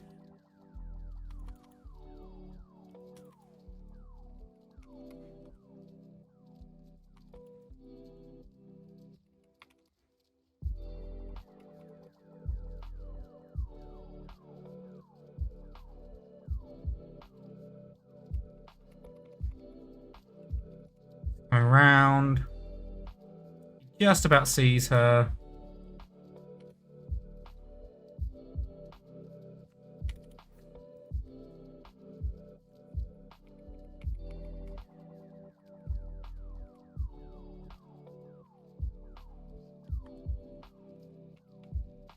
So then he looks up.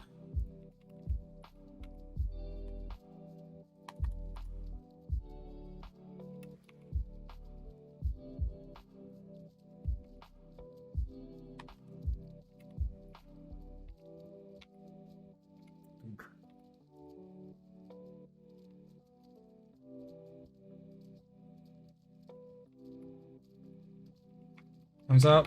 Oh.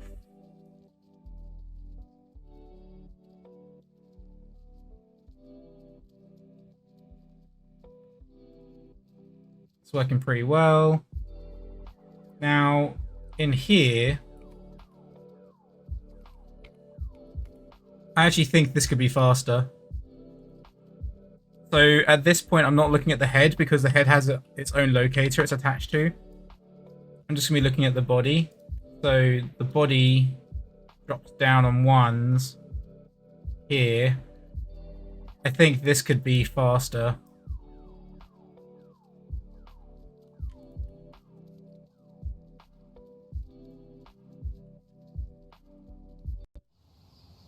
So I'm just shifting this earlier by a frame.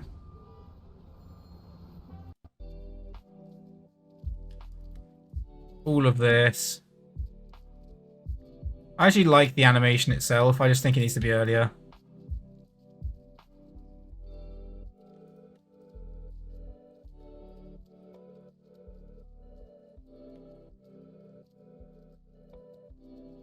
Like this.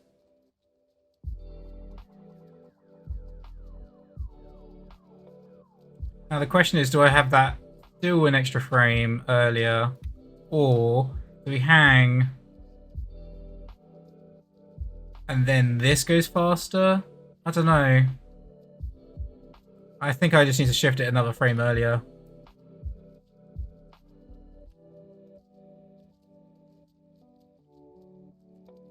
Just so that he's out of the way of the clearing so you can get a very clear read of her hand. And then whilst we're at it, we can animate the head, which is on the locator. So I've got to find the head locator. Here we go. So it comes off. Here.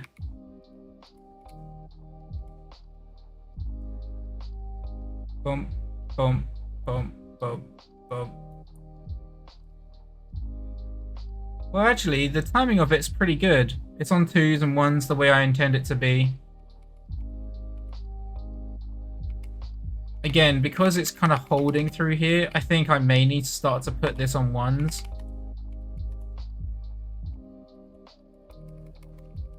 Just to kind of get out of the way. And maybe we're hanging in the air just for an extra frame too long. Again, I want it to get out of the way. I really like the hang time. But I do also think it needs to be out of her way as she runs across.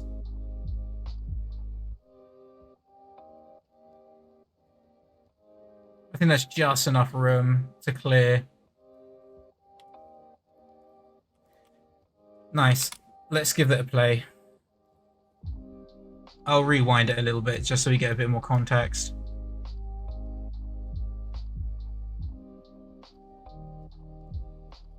Because I also haven't animated the robot walking part yet, which I will need to do. Let's go from here.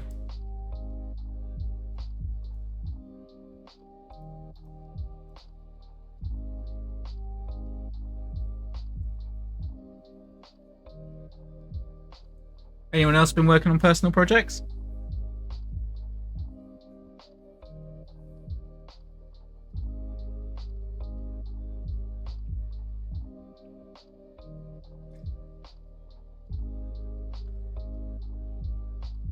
So it comes in, drop, kick, pull. So through a lot of these sections, the 2D effects will also give us a lot more context. But it should work pretty well just as it is. It's just that's just going to help us give us a little bit more clarity as to what actually is happening with all like the sparks and the swipes and stuff. But you should be able to sell the idea just by watching it without for now.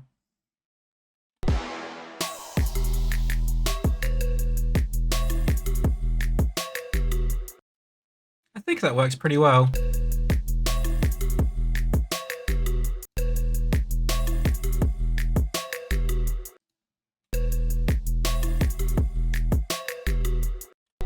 For some reason it keeps pausing at the very end there when I'm trying to play it back. There we go. I think there's still enough hang time on the head there.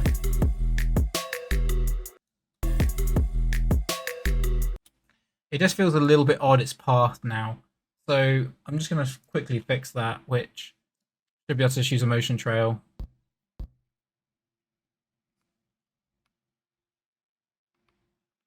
So it hits, bonk, bonk, bonk.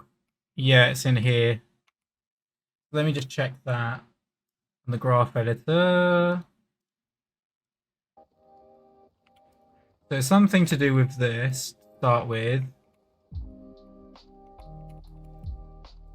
So this needs to be a little bit more even.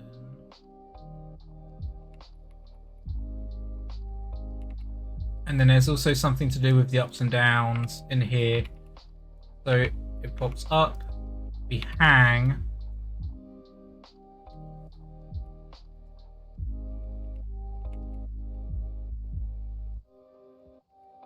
Just tracking the spacing on screen.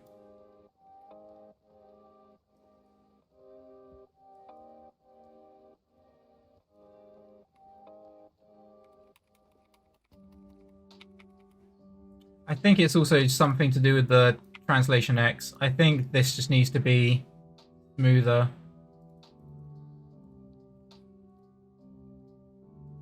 Is it also Z? Yeah, Z as well. Z's the main culprit. So you can see it's kind of easing in too much through here. So this needs to just be smoothed out. So what I'm going to do is I'm just going to buff a curve so I know where I was. Let's just do a soft ease in. That should clean up some of that progression. But then there'll be something potentially... Now that spacing feels a little odd in the TY. So I want to make sure that by this point we're here. So I'm just going to try easing that, blend the ease out so it's a little tighter at the top. Again, some of this is a little screen space based, it seems. Just getting that clean path. That felt better. Let's remove the motion trail and try that again. It felt a little bit odd in there on the head.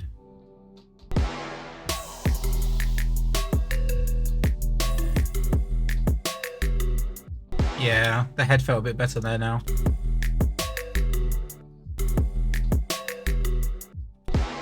It almost goes to the music. Da -da -da -dun. has a slightly different timing and spacing to the body falling.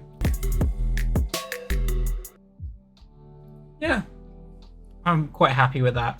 I do want to animate the robot walking at some point, but I may do like a kind of thing, so you get the like hold, snap, hold as he walks.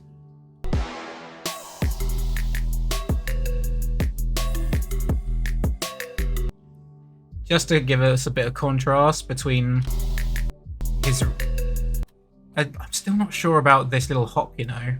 There's something about this that feels too organic. I like this part because it's still, there's still like a little clunkiness to it, which I did deliberately with the footsteps.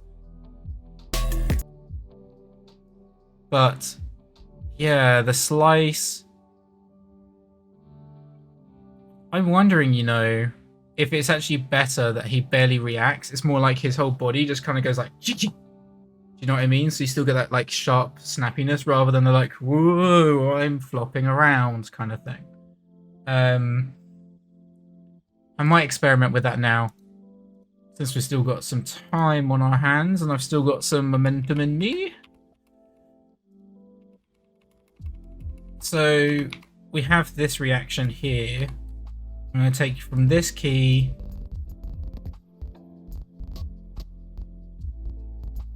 and then that key's fine. So I'm just going to get rid of that section there. Delete. So he slices here. Now in this part, I might try just doing this straight ahead. So it slices, let's get a little bit of hip twist. And then I may do like a slight recoil kind of thing. So since it's on ones, it's a big swipe. Let's try having him slightly drop. He's going to overshoot his hip.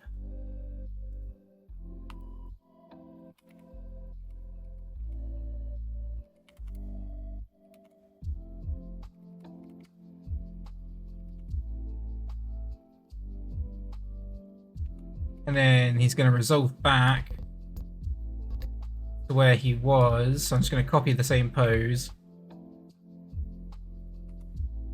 And he's going to snap back in.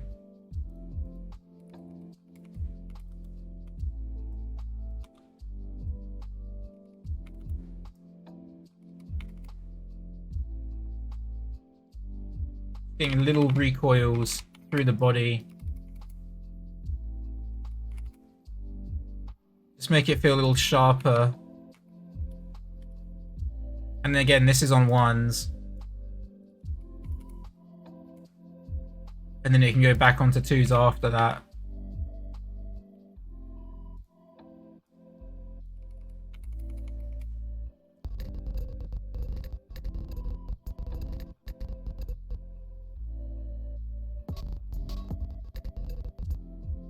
And then I'll get some slight breakup on the arms too. So I'm just going to add some frames in here for me to work with.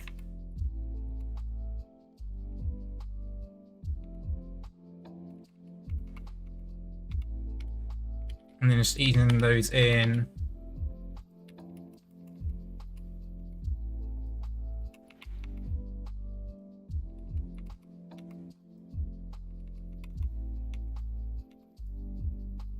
So slightly overshooting the arms there.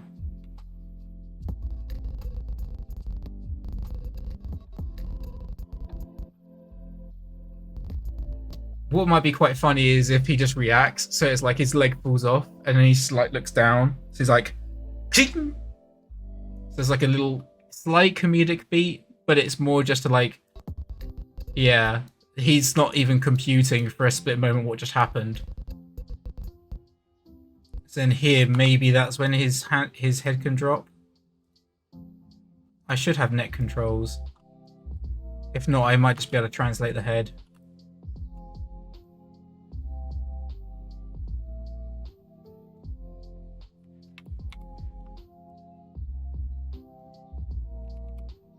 Yeah, something like that.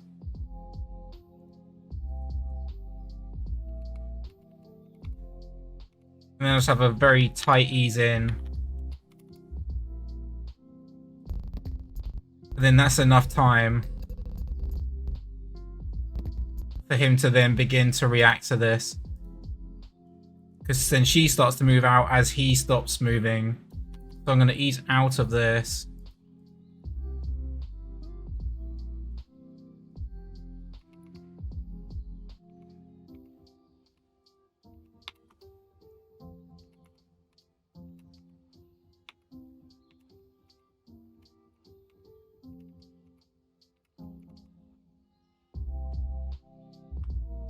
I'm going to have him continue to follow her up.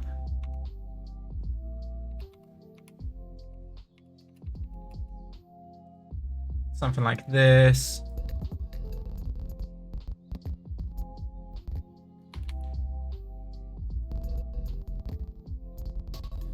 Yeah, I think that works better. Let me play that.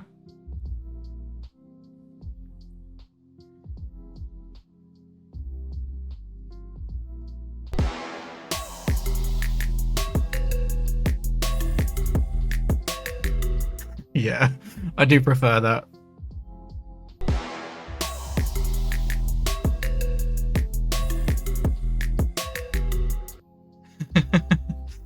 It's fun.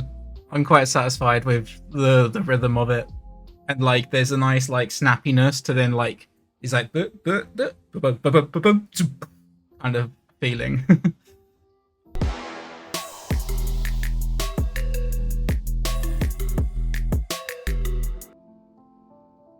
Yeah, I'm enjoying that. So I do want to do his walk, which again should be quite quick in theory because it's very snappy. He's like bip bip bip. Sorry about the adverts, it's very annoying. It's the sacrifice I get for not paying for YouTube Premium.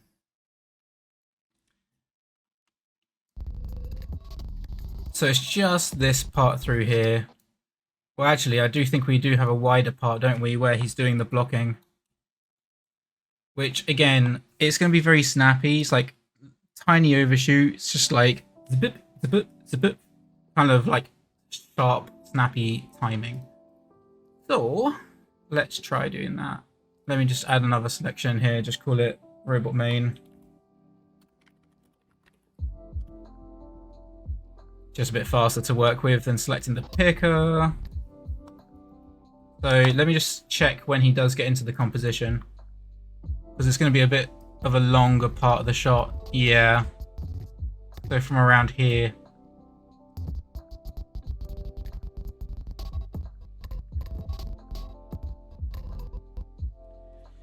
So I've added all these little components coming off of him.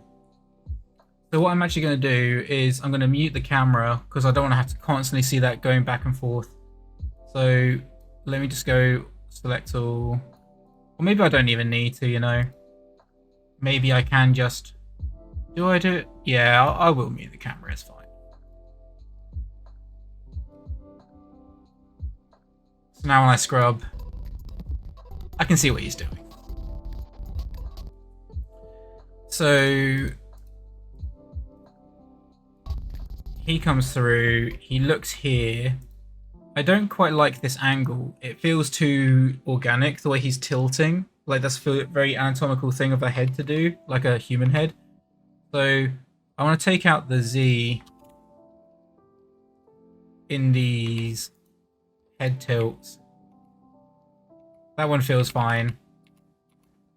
I may want to rotate his head a bit more though, so it's very clear where he's looking.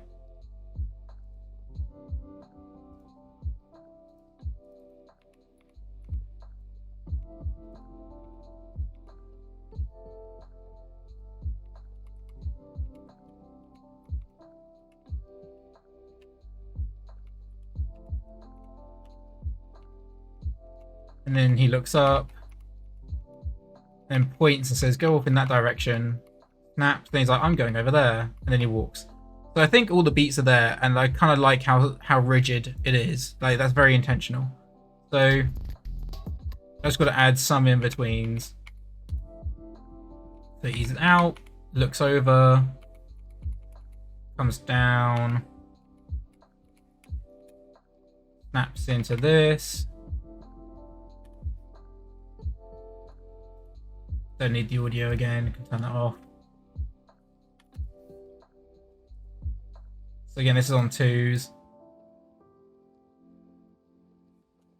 Then his arm comes up.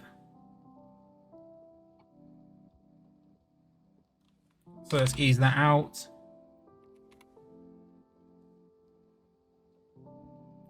So I do kind of want... I can have these parts clunk, or I can have them slightly drift. So it can be like a... kind of like levitating thing, and then they snap back in. Which could be pretty fun.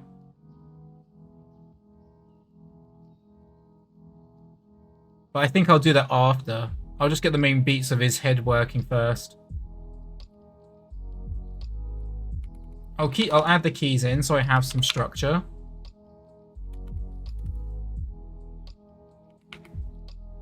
And I want to delay those shoulder pads, which I believe are these parts? Is it this stuff? Oh god. Gotta find which parts are what now.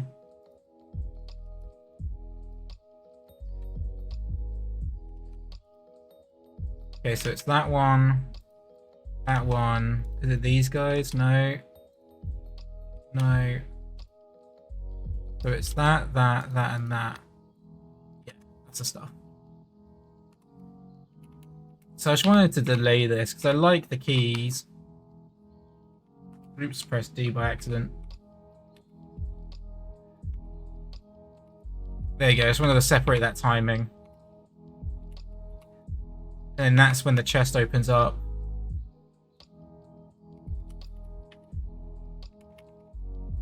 So it's very distinct beats.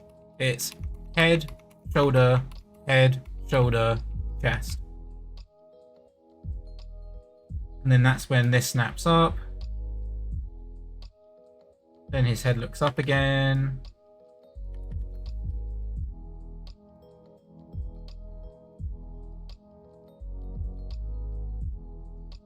And then I wanted a very deliberate beat in here where we're just holding to allow the health bots to levitate. And then that's when this all comes up together. I don't like that the head... Sorry, another advert. I don't like how that the head moves whilst the chest is moving. Again, I want these very separate beats. So this I'm just going to delay.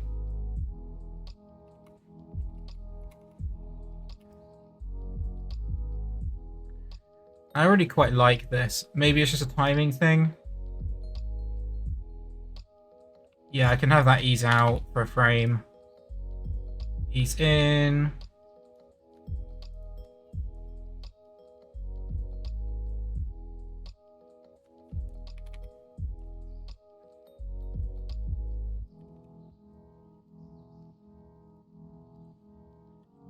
Then that eases out. Snaps together.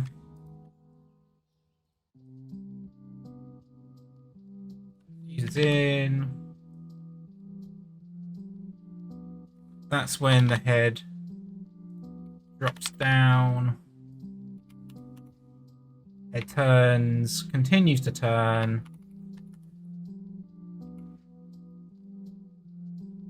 Still continuing to turn. Needs to just be snappier. Yeah, that's better. And that's when the arms come down. Holding this. Ease out. Comes down. Ease in.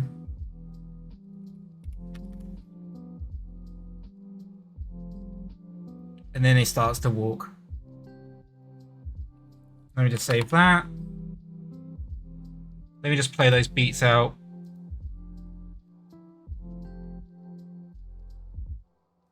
Yeah. It's very deliberate, isolated, mechanical. So the thing with a robot walk is you're holding on the up, you step down, hold up, step down, hold up, and you literally like don't drift into the motion, stick into it, and that'll make it feel more robotic. So in this case, we're easing in. We get a slight down. I'm going to deliberately hold the leg back. May even delay the arms.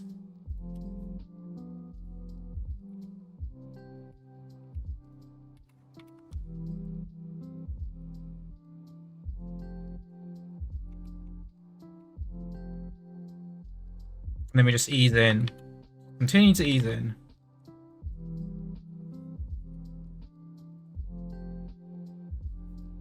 Now the leg looks like it does need to have an arc in there.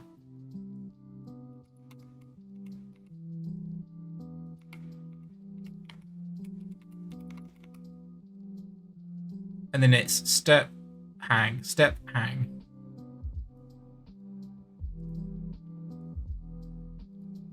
So then I'm going to do another step here. So this leg steps down.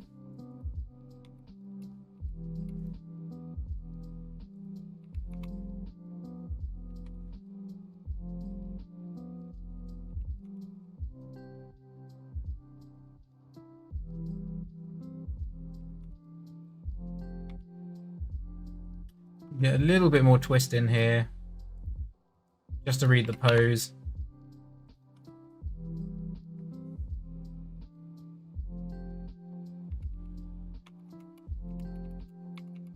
So we have the step. Now I may do a slight ease out, but get that foot to lead down early.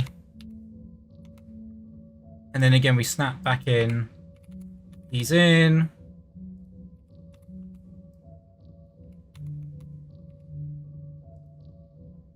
We can always have that leg, again, just delay. The more isolated things are, the more robotic it feels, the more artificial it feels.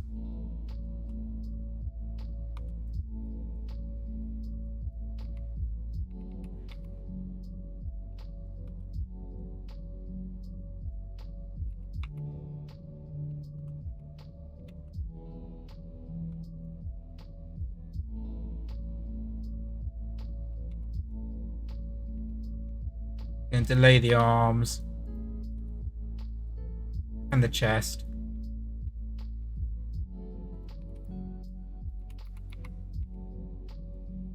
And then snap in again.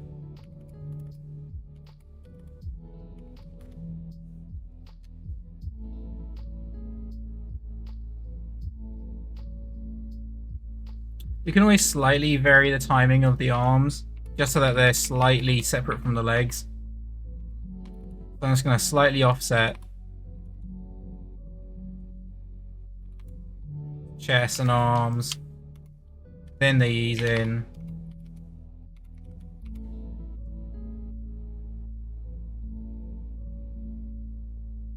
Which is fun. I do use perspective a lot, honestly, but because what I usually do perspective view in my key poses and my breakdowns, but we've already fleshed that out. So when we're adding in-betweens, a lot of the work is kind of already done. But if I really do need to track an arc or something, then I would. But because when you're doing more realistic animation, there's more weight and distribution, and those arcs are more visible, I tend to track those more in perspective view. But when we're doing stylized stuff like this, it's so snappy and you're really like tight in your spacing. There's kind of less room for the movements to transition, meaning that you don't have to be in perspective view as much. So I'm kind of relying a little bit more on camera space for this stuff. But I can see where the actions are taking place. Like for instance, when I did this mechanic of her swinging around this part, I definitely did this in perspective. Like I tracked the trajectory and the arc that she was taking. So it really does depend. It's a case by case scenario. But yeah, the picker thing I do use a lot. So there's one more step here. Bonk, bonk, bonk, bonk. I could do a variation of the bonk, bonk, down, up, down. So it goes duh, duh, duh, duh, duh. It can be subtle, but just enough to vary the timing, because it's like 1, 2, 3, 4. So in here, I snap into it. You'll see where I'm going with this. So it's dunk, dunk. And then I could have the foot kind of like step into it. So he goes up and then a very isolated down. Duh, duh. Duh, duh. Yeah. I think this is going to work. So then he steps down.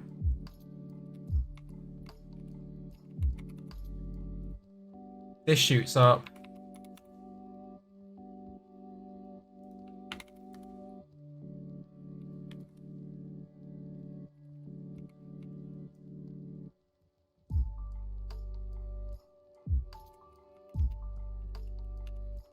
Just separating up to the body from the chest.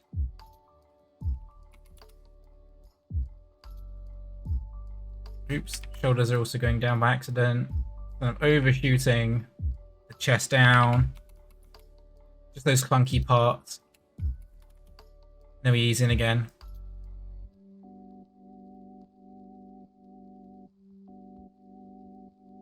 There's something crazy happening with Major over there. I'm not even sure what's going on there. Oh, it's camera space. Right. So in theory, when I unmute this, she should be back to normal. I just wanted to get his animation working. So I think that's what it was anyway. Let's pray. Let's unmute. And she should be in position. Yeah, there we go. It was just a camera space thing. Let's lock the camera down again. Save that. So now, when he moves,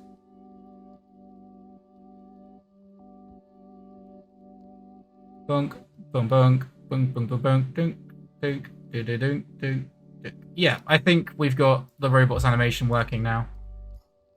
Let me just play blast that again. I'll add music.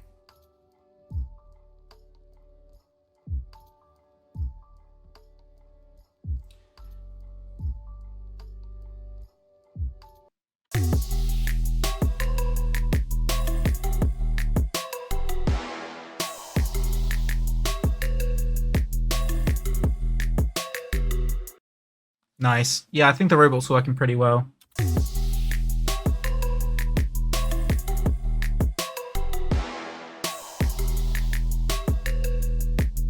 I think I may actually bring his animation earlier entirely through that section, because I want to be able to read what he's doing. I want to see his instructions. They level up the little droids, and then the walk and the transition we may even read a little earlier too.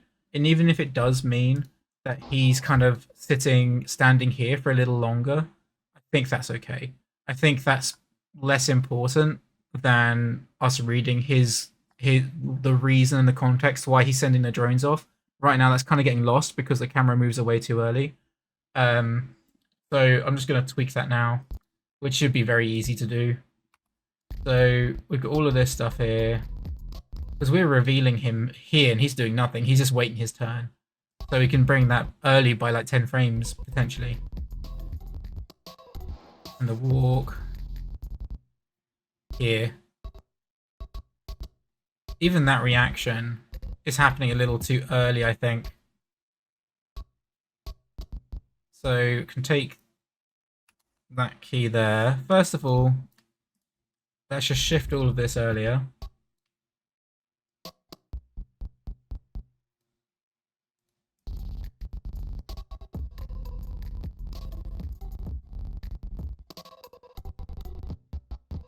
Maybe even earlier, you know?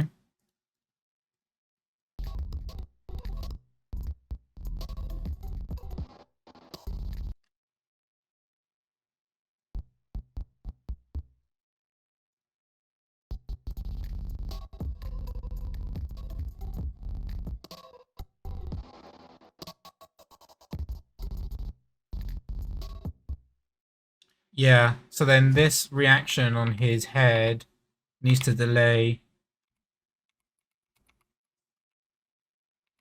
So I'm going to take that key.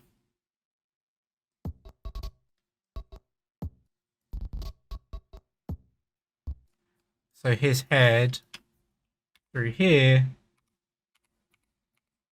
around there, gonna ease out, snap.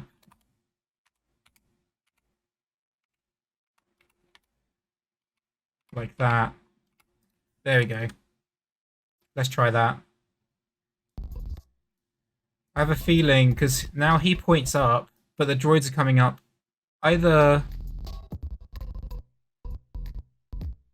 I think we can make this slightly faster as well. So there's some in-betweens in here. Between this. So I like this. Let's take away this in-between. Oh no, what did I press? There we go, it's just delayed. Delete that. And then there's too much time between this and this.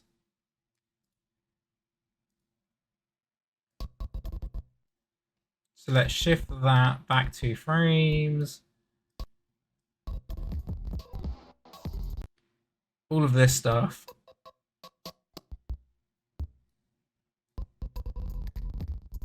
There you go. Now that he instructs them, then they move. We start to see him walk. I kind of miss that we don't see his walkthrough here now, so I'm actually going to hold him here, then this walk, I'm going to delay back again, just so we see him walk.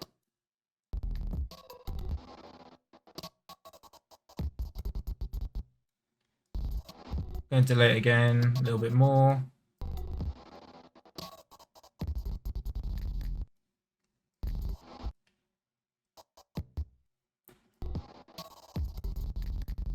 Yeah, something like this.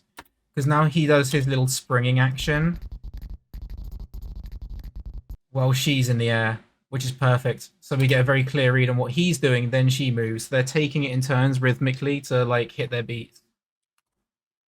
Which kind of makes it feel a little bit choreographed, but it just makes it super clear. So like you have to pick your battles, I guess.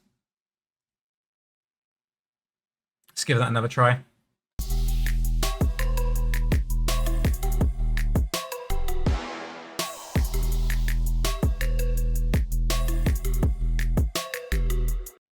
Yeah, I think that's working pretty well. I do like the limberiness through here. So it's the bump, bump, dunk. Like there's something about that rhythm that I really enjoy. I think it's like the faster slows. So like it's 1, 2, like a couple of small ones, one big one, suspends, and then bunk into an even bigger one.